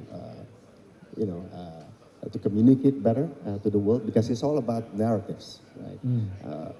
I think Indonesia can solve a lot of issues when it comes to FTA and CEPA. Because I was quite surprised that, and it is what it is, we're going to work together to help this, that I think we have, please correct me if I'm wrong, only about 4 to 5 CEPA or FTA combined in Indonesia. But yes, I think about a week ago, the CEPA with Canada is a big thing. Right? And I think it's timely if we can do something with EU. But what I'm saying is that I think Indonesia also needs to work hard, because the word in Indonesia is sayang. It is lost opportunity. We have all the potentials. Everybody admits it, right? We still need a lot of investments coming in, because if we look at the budget of the national budget for 2025, give and take is about 3,600 trillion rupiah. To make it simple, it's about $200 billion. That's only 15%, maybe 20% of the whole GDP of Indonesia. So the other 80% has to come from somewhere, and that somewhere, I think half of it somewhere there should be investment. So I think if we want to get to the 8% that we want, from the 5%, which is quite dominated with domestic consumption. I think unlocking this, free trade, CEPA, bilateral agreements, I think is quite important. Interesting. Now moving on, because there's at least Mr. Michel was really interested on talking about the logistics, and maybe you could also comment on the sustainability factor on that. So, Ms. Kamala, how is Mayor's view on Indonesia's current role potential in actually deepening the global value chains? Yeah, so maybe I take from other angles, yeah. So with this situation currently happening, with the disruption of the supply chains, right, related to the Red Sea situation. So the latest data that I get from Accenture is actually the disruption for supply chains is very expensive. Yeah, so we miss revenue, yeah, globally, yearly, is actually 1.6 trillion USD. So this quite big, right? So some of it, yes, Red Sea situation happening is actually impacted to the several issue, right? For example, the port congestion in every of the port that, for example, the vessel is actually put on, yeah. So, for example, now many of the liners, usually we go to the Suez Canal. Now we need to, rotate to the Cape of Good Hope, right? So even from the transit time itself, minimum is 15 days more, right? So that's one of the issue. But the other one, the one that we see is the bigger one, is actually unpredictable schedule. Yeah. So from the latest data that we get from the Sea Intel, so the reliability of the shipping itself is only 57%. This is on the Indonesian ports. Not only Indonesia, but globally. So 57%. Actually, MERS is one of the best, but only 57%. So meaning that from the industry, from the end user perspective, it's very difficult to predict. Right. So, for example, predict for the cargo, how the supply, that kind of thing. Right. So I think that's one of the things that currently being highlighted as well. And the way we see is cannot be only the government, but also private sectors. We need to really work hand in hand. Right. For example, for MERS, so we have for next year we already have our strategy. We say that the network of the future. So meaning that how we can improve this reliability. Our target is quite aggressive. We want to have it like 90%. Reliability from now is only 57%. So we have a new partnership with our partner Hapag-Lloyd, right? Where we see we do investment there, not only to add more vessel, but also, to cater more of the 3.7 million TEUs. However, we also want to also invest it in the, as I mentioned, the port, right? Because of the congestion, and also in the one that impacted as well is the productivity of the port. So how we can improve this one. So from MERS, we also invested like 3 billion USD in each of the port that we have, Pak, and basically that's to improve the productivity and also to improve the dwell time, that kind of thing in the port. So that's one from the globally, right? Yeah. So when I zoom in into the Indonesia, so Indonesia also related with the infrastructure. So when we had a discussion with the Pelindo, yeah, and also the Ministry of Transportation, so the improvement and the port is actually really important for us to really can, hand in hand working on it. For example, that we know that there's a plan for Jakarta Port, right? Yeah. For Tanjung Priok, and then Semarang, and also Surabaya, and I think, and also the Makassar. When I zoom into the port in Java, for example, definitely Jakarta is actually the top notch, right? But when we talk about Semarang, for example, why Semarang now is important? I think because of the issue of the China +1 as well, the one that we already discussed, right? With the China +1 is actually opportunity for Indonesia, because currently many of the manufacturer is from China moved to the Vietnam, and then also some of it to Indonesia. So actually we need to capture this kind of opportunity to do the export. because Semarang now is actually many of the factory for manufacturer is actually in the Central Java. Yeah, I think it's related as well with the policy for from the government, which is the Kawasan Ekonomi Khusus. Yeah. So basically in Kendal area, so it helps a lot for the investor, you know, to put all the investment there. Yeah, and then we as liners is actually become the enabler, right? So how we can also help to push this to do the export things, right? So that's why the infrastructure in terms of the port is very important, how the port can increase the capacity and also productivity, but not only that, but also the end-to-end supply chains, meanings from the inland perspective as well, right? So that's very important as well to, I mean, to boost all the, when I mentioned the export part from Indonesia. Because the way I see from Indonesia, we have opportunity, when I see the data from the BPS, so number 5 and number 6 sector. Number 5 is motor vehicle and also spare part, right? So that's the one that we exported to from Indonesia. So for and I think the interesting part is number 6 is it footwear. So it really definitely same footwear. So every month is like 600 million USD, and the growth year on year is actually 25%. So definitely we see the correlation there, Pak Andin. Yeah, so when the government is really, you know, opening up all the investment, right, and we capture the opportunity for the China plus one, for example, and then it's really can boost our export numbers as well.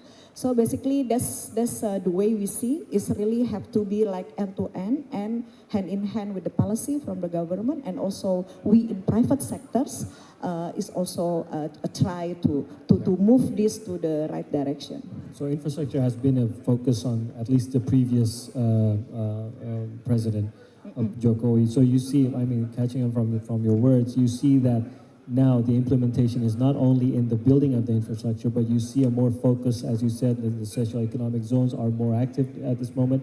So we could focus more on that, and you see the government moving towards that and promoting that. But is it just Semarang area? Is it just Central Java area, or could we also look to the more eastern parts of Indonesia as well? Yeah. So the way I see this, I only take one example, related with all the data that I have, correlation with the export. But I think the majority export from Indonesia is still commodities anyway.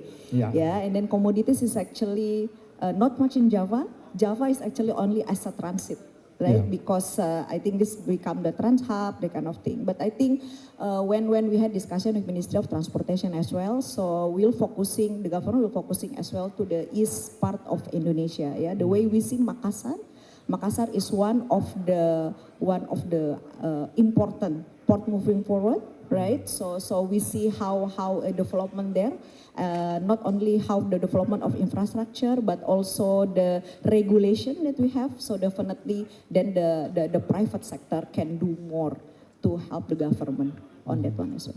Okay, thank you very much for that answer.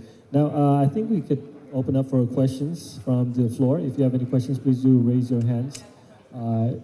While we wait for questions, I do still have some questions here for our speakers. Back to you, Mr. Sorensen. I just want to know your thoughts on the EU SIPA and how we could actually maximize this partnership agreement between Indonesia and EU countries, and what would you say needs to be done, needs to be taken to facilitate a stronger supply chain partnership between our regions?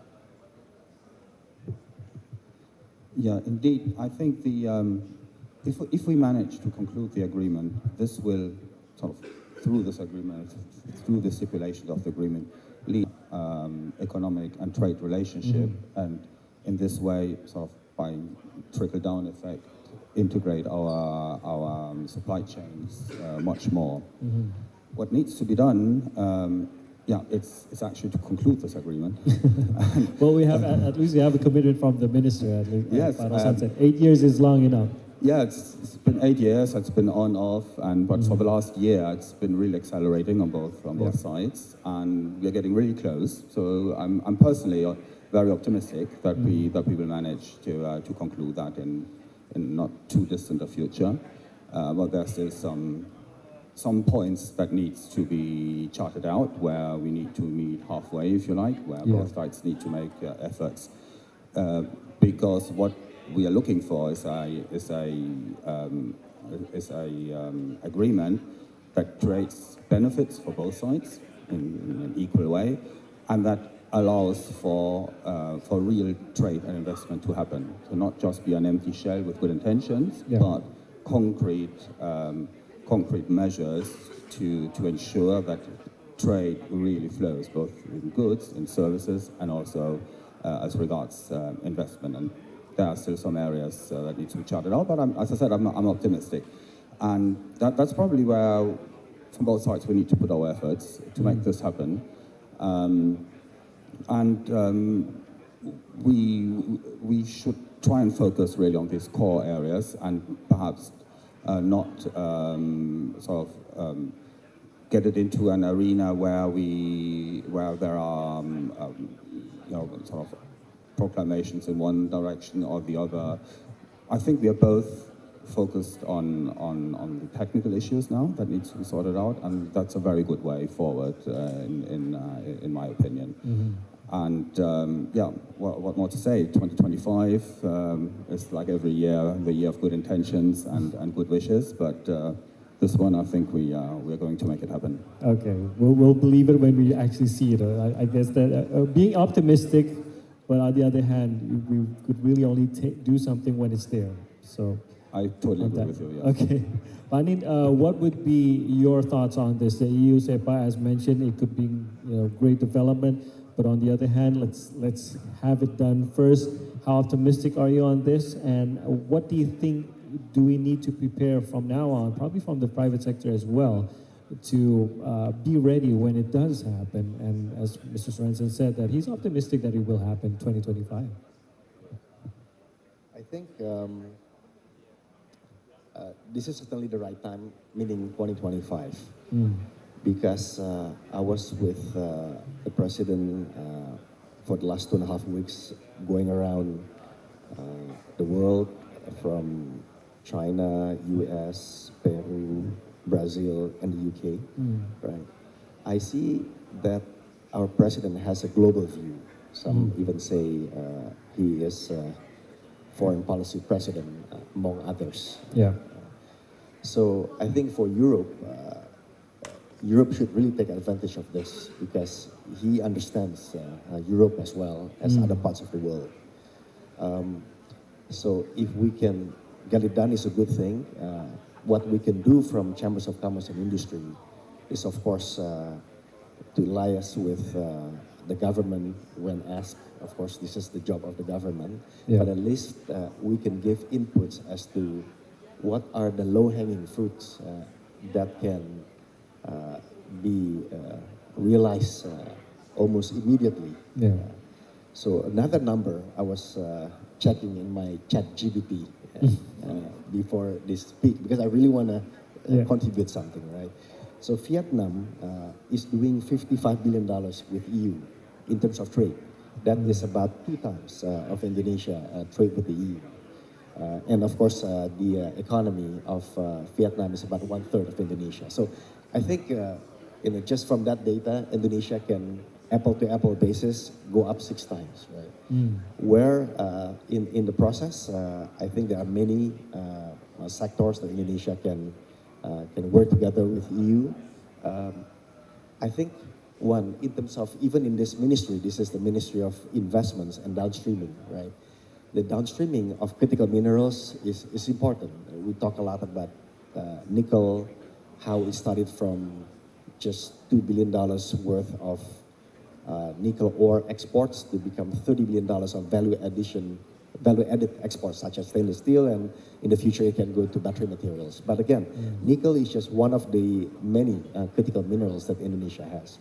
Now, the issue that we need to crack the code is that how to make sure that the downstreaming technology can also come from Europe, because the China Plus One strategy works very well for Indonesia, but to go to the other side, to the Western world, a lot of times, they also take note on not only the ownership but also the technology that it is using. So the ability to adopt some of this European technology is quite key. Right?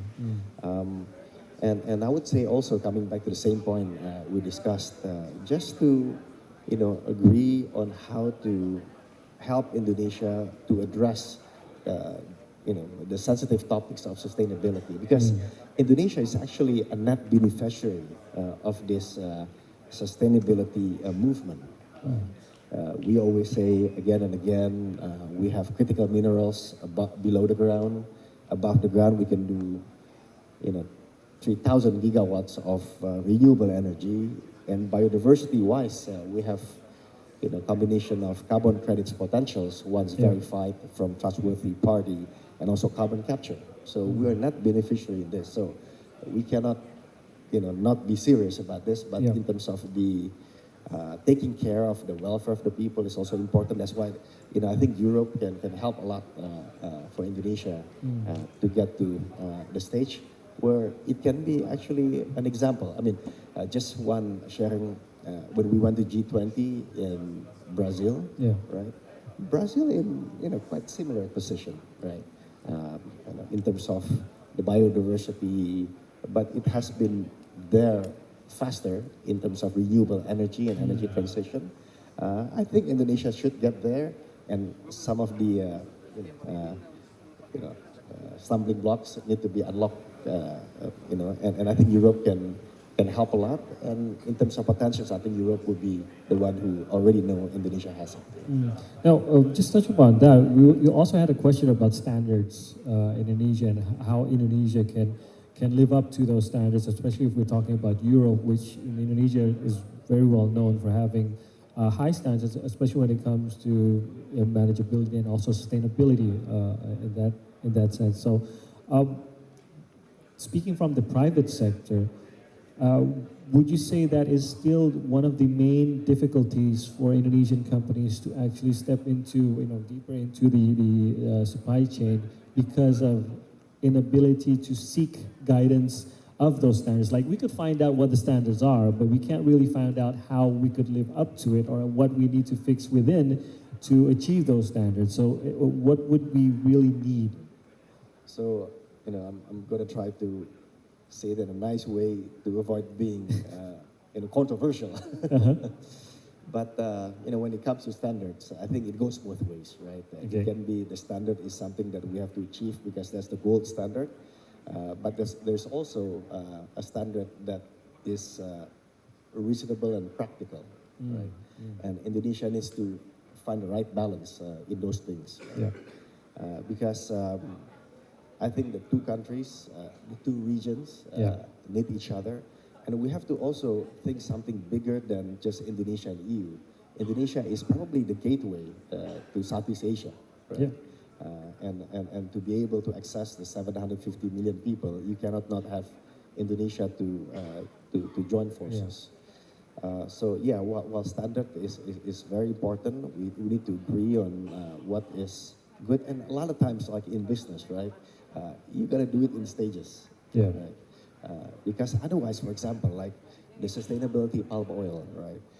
When we cannot export, palm oil, it hurts for Indonesia because a lot of the small medium enterprises, the farmers, they are part of it. But on the other hand, Indonesia will continue to think about innovative way to use that palm oil, for example, for biodiesel, right? So yes, that has some advantages, right? But we also don't want to lose this opportunity of exporting to $17 trillion economy. So we got to think about the right equilibrium, balance, how to do it. Transparency, communication. I guess that has been mentioned, and we reiterate that again between these two regions on those. So if we have any questions, I think we still have time for questions. We have questions from the middle table here. Di tengah tadi, boleh mic-nya? Mikrofon ada, boleh dibantu dari teman-teman panitia di tengah, meja tengah, oke.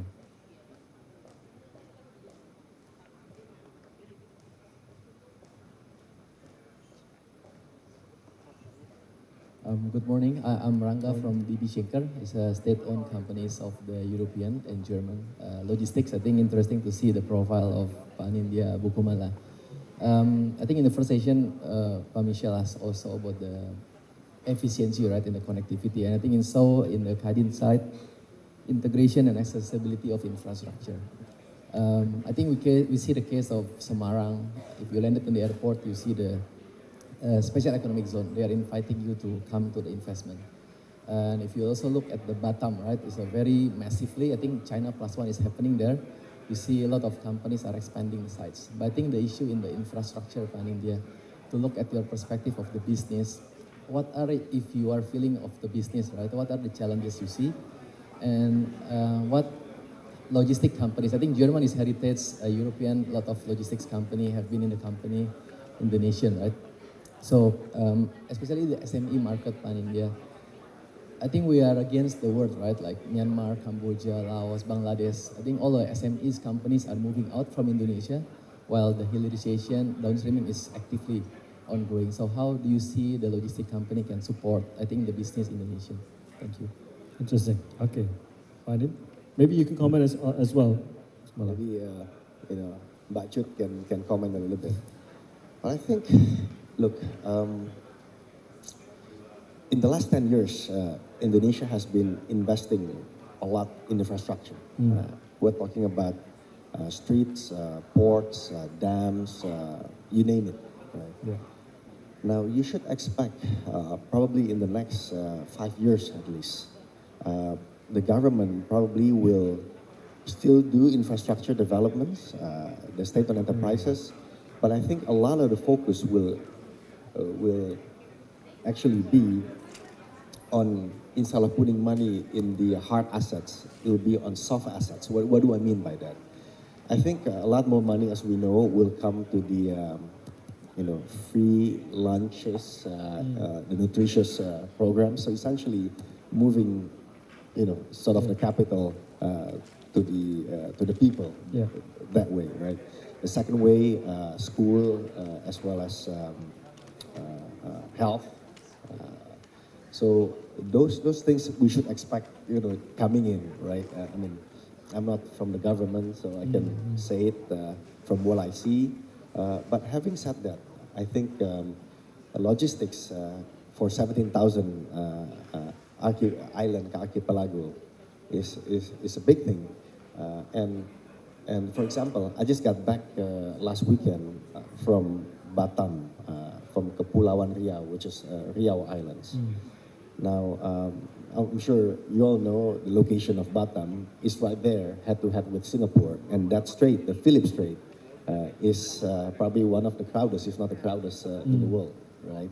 And that is the source of debate, discussions, negotiation, But what Indonesia should do for something like this is to address it from opportunistic point of view, right? Because it's easier to think about talking to increase spending in infrastructure when you know there is industrialization coming in, right? So for example, and I think it comes back to your point as well, Mbak Chut, when it comes to special economic zone. I think it's easier for Indonesia now that it has, I think, about 30 kawasan ekonomi khusus or the special economic zones. It is. Or if you are a part of the national strategic projects, Project Strategis Nasional, to push certain infrastructure projects, looking at the environment. But I think Indonesia is, again, quite serious. What I can say from the private sector, I like what we see. Again, you have to discount what I say because I'm Indonesian. This is where we live and where we want to grow. But I like what we see in terms of President Prabowo's seriousness in terms of upholding the rule of law. Because I think that's essentially the main ingredient in investing. And I like what I see in terms of the selection of the ministers, combination of continuity and also some new faces to make sure there is some innovation going on. And just this event itself being held here, thanks to Minister Rosan, and also the good companies from his deputy. I think it's an example that we mean it when we say we're open for business. Okay, thank you. Ms. Paula, you want So to add? maybe I can add related to that one, right? Related to the focus of the government moving forward.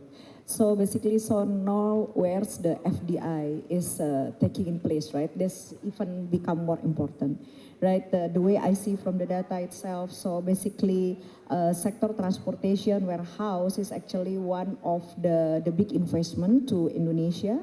5.6 billion USD in 2023, right? So basically now I think the collaboration with private is more to how we can get certainty in terms of the regulation, Pak, right? Because we know, so where's the government coming in, and then how we can work together. So if we want to have the investment here, so the certainty of the regulation and also the alignment of regulation between the central government and also the local government is very important and very appreciated. So I think that's one of the key to attract investor more here, right? Because I think from the transportation and warehouse, the way I see the curve is actually go to the uptrend. Yeah, so meaning there's an opportunity there. So how we can make use of this from the investor or the private sector perspective, but also need help from the government in terms of the regulation. So I think that's one of the key points as well. I think, as mentioned as well, upholding the law, that would be one factor that is expected. And hopefully, as Pak Anin said, that the new government is very focused on. And that increases certainty and predictability, Mr. Sorensen. You also mentioned how important that is. And that kind of highlights the importance and how steps that can be taken towards that. I think we have one more question. If you do, please raise your hand. I think we have time for one more question. So if not, I'll be just taking closing statements from all our speakers. Now, we're talking about how Indonesia could play a more important role in the global supply chains. So in probably 2 or 3 words, what would be the key words from each and every one of our speakers that needs to be done if we do want to play a more important part? I'm thinking that, Mr. Sorensen, you'll go with predictability again. He agrees with that. So what would be 2 or 3 key words that we must start from now if we do aim to achieve that? Mr. Sorensen, if you may start. Yes, I would be tempted to repeat that. Predictability, legal certainty, cooperation. Predictability, legal certainty, yes. Cooperation. Yes. Okay. Just a follow-up question. Do you see that at least any development or achievements during the past 5 years? Are we increasing? Are we getting better at those factors? That's a tricky question to ask somebody who has been here for 3 months. Okay. But I'm sure it's going in the right direction. Okay. And the way we also see these SEPA negotiations, which are supposed to achieve what I just mentioned, is that this goes in the direction of what the government wants to achieve. Okay. It's not something we do sort of out of the blue or totally disconnected from reality. It's about accompanying and going in the same direction and cooperating with the government of Indonesia to help achieve their objectives. Okay, so hopefully we meet next year here and I'll be able to ask you your observation for the past 15 months. So with great pleasure. Okay, thank you, Mr. Sorensen. Anin? I think strategic and important. This EU-Indonesia relationship to make the Indonesia-EU SEPA happen. Yeah. I think it's because I think the world needs some good news. Currently, the world is in a challenging position with the wars and then the supply chain disruptions. Yeah. And last night or this morning, we just saw what's happening in Syria. I think the world needs some good news. And that's why I think it is strategic and important at the same time for this to happen, because it can bring a lot of hopes from here. Yeah. And I think it's strategic for EU and it's strategic for Indonesia as well to make this happen. So I would say I think I'm quite happy with this event. So let's follow up. Let's work hard to make it happen. I see Eurochamp here and Mr. Ambassador here. So I don't think we have any option. We just have to make it happen now. Strategic and important. So it's beyond the numbers, yeah, Pani. Its importance is beyond the numbers. Interesting point of view there. Kumala? Yeah, so maybe my angle more to the more micro, more on the practical, is people, process, and technology, right? So in the people, how we can, improve the capability of Indonesia with the help from the European company as well, right? Because in the logistic, Indonesia capability is being measured not on the top notch, even within the Asian country. So I think there's a big opportunity there. Processes, how we can make this more efficient, and definitely is correlated with productivity, and it really have a linear correlation with how we can reduce the cost of logistics in Indonesia, and then technology, the one that Pak Anin already mentioned as well, how that we can exchange the technology, especially from the European company, right? One of it is on the sustainability, and the other part is to improve the efficiency and productivity. So we see that can be moving forward. I know this is not the new things. However, if we really want to materialize this one, so I think the impact, it can be more practical and can be more doable. Interesting. So sharing that would actually open even more opportunities for European companies here, because Indonesian companies can learn more and live up to higher standards as well, standards that European companies do expect from who they work with. So very interesting. I agree that could be very useful for here in Indonesia as well. So ladies and gentlemen, let's give a round of applause to all our speakers. Thank you so much for sharing with us, Mr. Sorensen, Mr. Bakri, and also Ms. Kumala. We have a token of appreciation to all our speakers. If you may please rise from your seats. We'd like to present from the Eurochamp board members, would like to present a token of appreciation. Therefore, I'd like to invite Ms. Lucia Karina, who will be presenting the token of appreciation to all our speakers.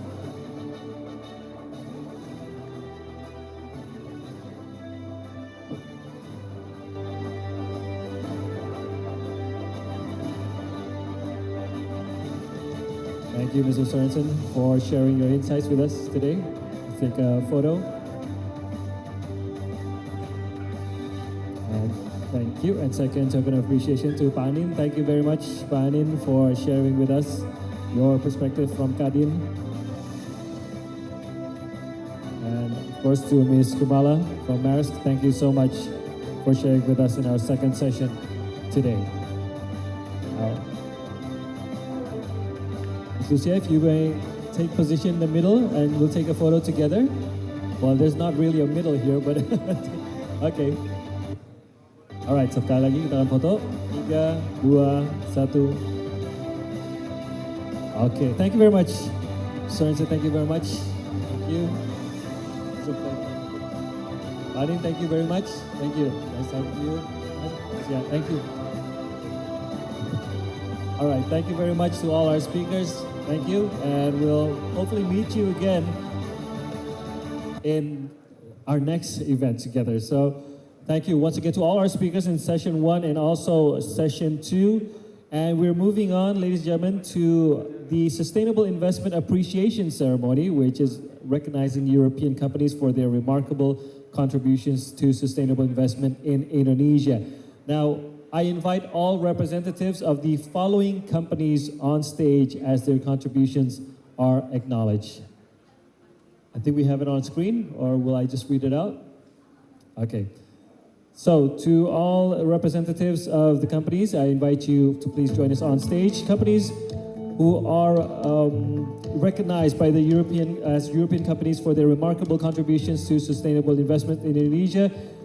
First of all is CMA CGM. We invite Mr. Michel Azrak to join us. And second is Coca-Cola Euro-Pacific Partners with Ms. Lucia Karina.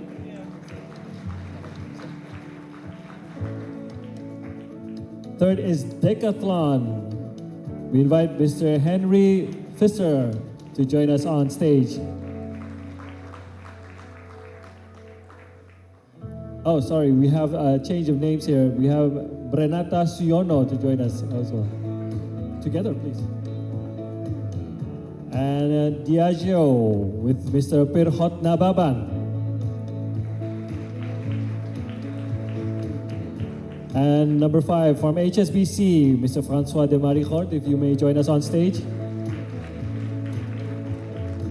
And next, L'Oreal, Ms. Melanie Mazriel, if you may join us once again on stage. Next is from Syngenta, Mr. Harlino Prayuda. Oh, I'm reading it too fast actually, so they're just showing. Okay, he's from L'Oreal. And next is from Syngenta, Mr. Harlino Prayuda, if you may join us. And also from Unilever, Ms. Nurdiana Darus, if you may join us on stage. So, ladies and gentlemen, let's give a round of applause. These are the companies who have achieved and received the Sustainable Investment Appreciation Ceremony, and they have contributed invaluable growth in Indonesia. And I think we have I have not in my note, will someone be presenting the, okay.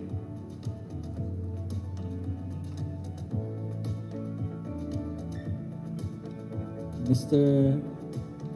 Oh, Nurul. Oh, Mr. Nurul will be presenting it. Okay, I do not have it on my notes. Sorry about that. But Nurul will be presenting. But Nurul, sorry to bother your conversation there. So once again, these are the companies that have showed their sustainable steps here in Indonesia, and of course, their efforts do not go unrecognized. This is a token to appreciate their efforts here in Indonesia. First is to Syngenta Indonesia. I think we should go from, okay, is that okay? From here? Okay. We did not have a blocking before. Okay, it's all the same, isn't it? Okay, to L'Oreal. Let's give a round of applause, ladies and gentlemen. This one's for L'Oreal. From Coca-Cola.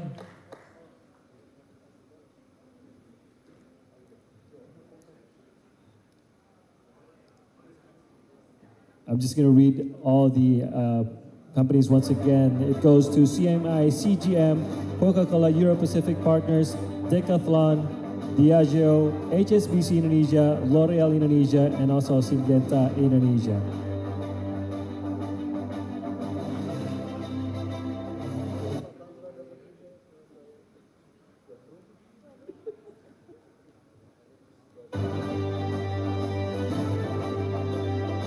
But Nurul, if you may take the middle position, we'll take a picture together.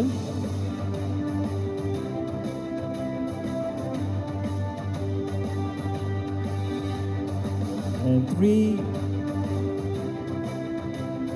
Oh, okay. Excellency Danny, if you may join us on stage for a photo op.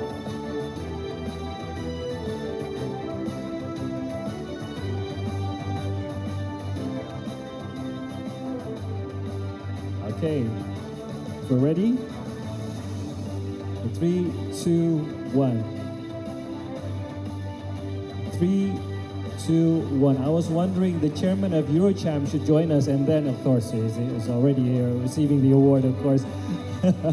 Okay, let's give another round of applause, ladies and gentlemen. Congratulations. Thank you so much for your contribution of sustainability in Indonesia to your respective companies. You may return to your seats. Thank you very much.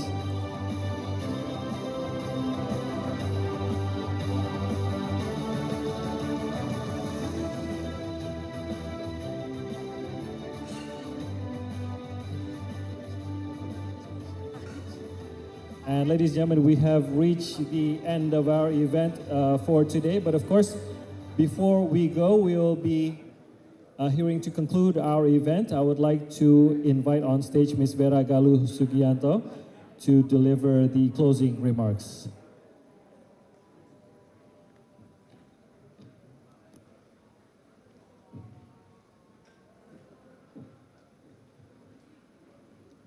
Sorry, Ms. Vera, we'll just connect your microphone to the podium.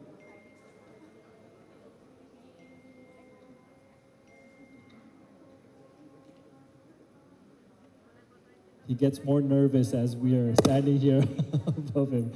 Thank you. Okay, silakan, Bu Vera. Okay. Thank you very much. Good afternoon, well, still good morning. It's always hard to be someone who is preventing you between now and lunch. So I'll try to be quick. But again, allow me to represent Eurocham board for today, and I think we've reached the end. Your Excellencies, guest speakers, panelists, Pak Menteri, ambassadors, Eurocham board, and Eurocham members.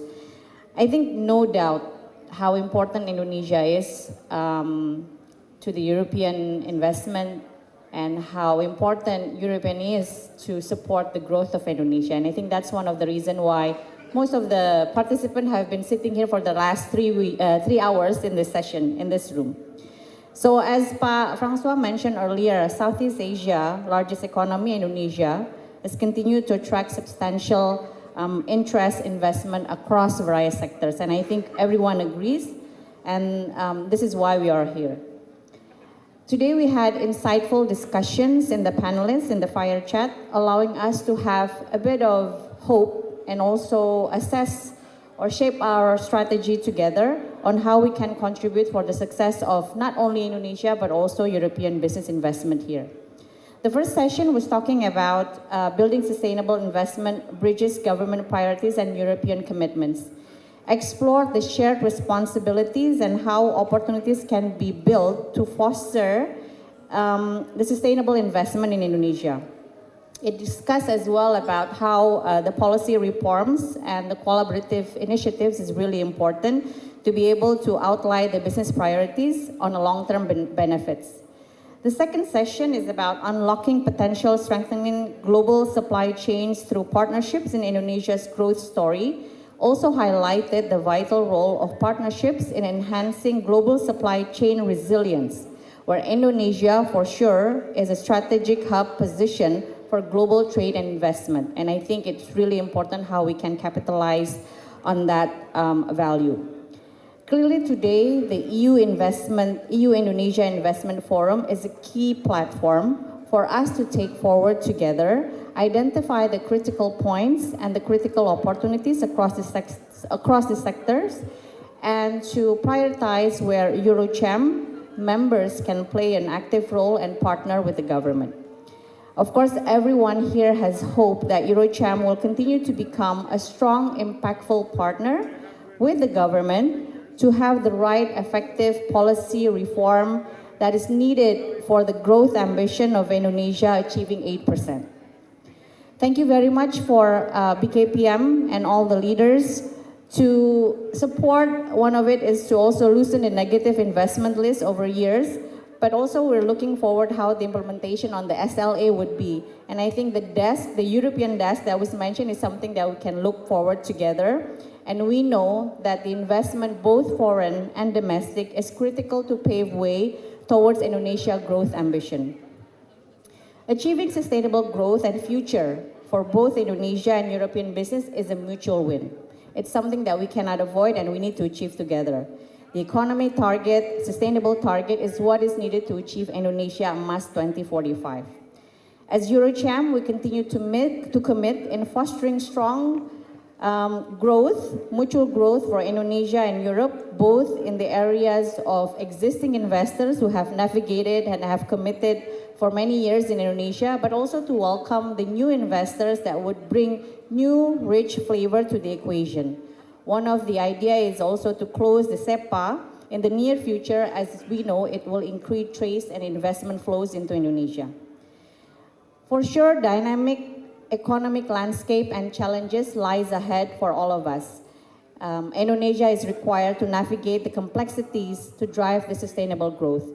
But I think we are both confident, everyone here is confident, that with the support and the right partnership with the government, Eurocham can also deliver its commitment to Indonesia and likewise. I would really extend a gratitude, heartfelt thanks to all the speakers, all the participants who have contributed to this summit as success, all the Eurocham members and staff and teams behind the scene that have been able to deliver this, and also the BKPM teams behind the scene, allowing us to use this very distinguished place to conduct our EU Investment Forum. And again, your dedications and insights have been instrumental in making this event a platform for meaningful engagement. So again, thank you very much from us in EuroCham, and thank you very much for the active participations. Let's keep building this partnership and advancing towards a brighter, greener future together for Indonesia. Thank you. Thank you very much, Ibu Vera Galuh Sugianto, for delivering the closing remarks from the board members of EuroCham. And ladies and gentlemen, that concludes the Indonesia-Europe Investment Summit 2024. We invite you to please join us during the networking lunch session immediately after this. And we would also like to encourage all participants to visit the investment clinic booth that we have and the IKN booth, Nusantara booth, to further explore any curiosity you have into investing in Indonesia. Thank you for your attention and participation. Enjoy your lunch. We'll see you again next time. Thank you very much.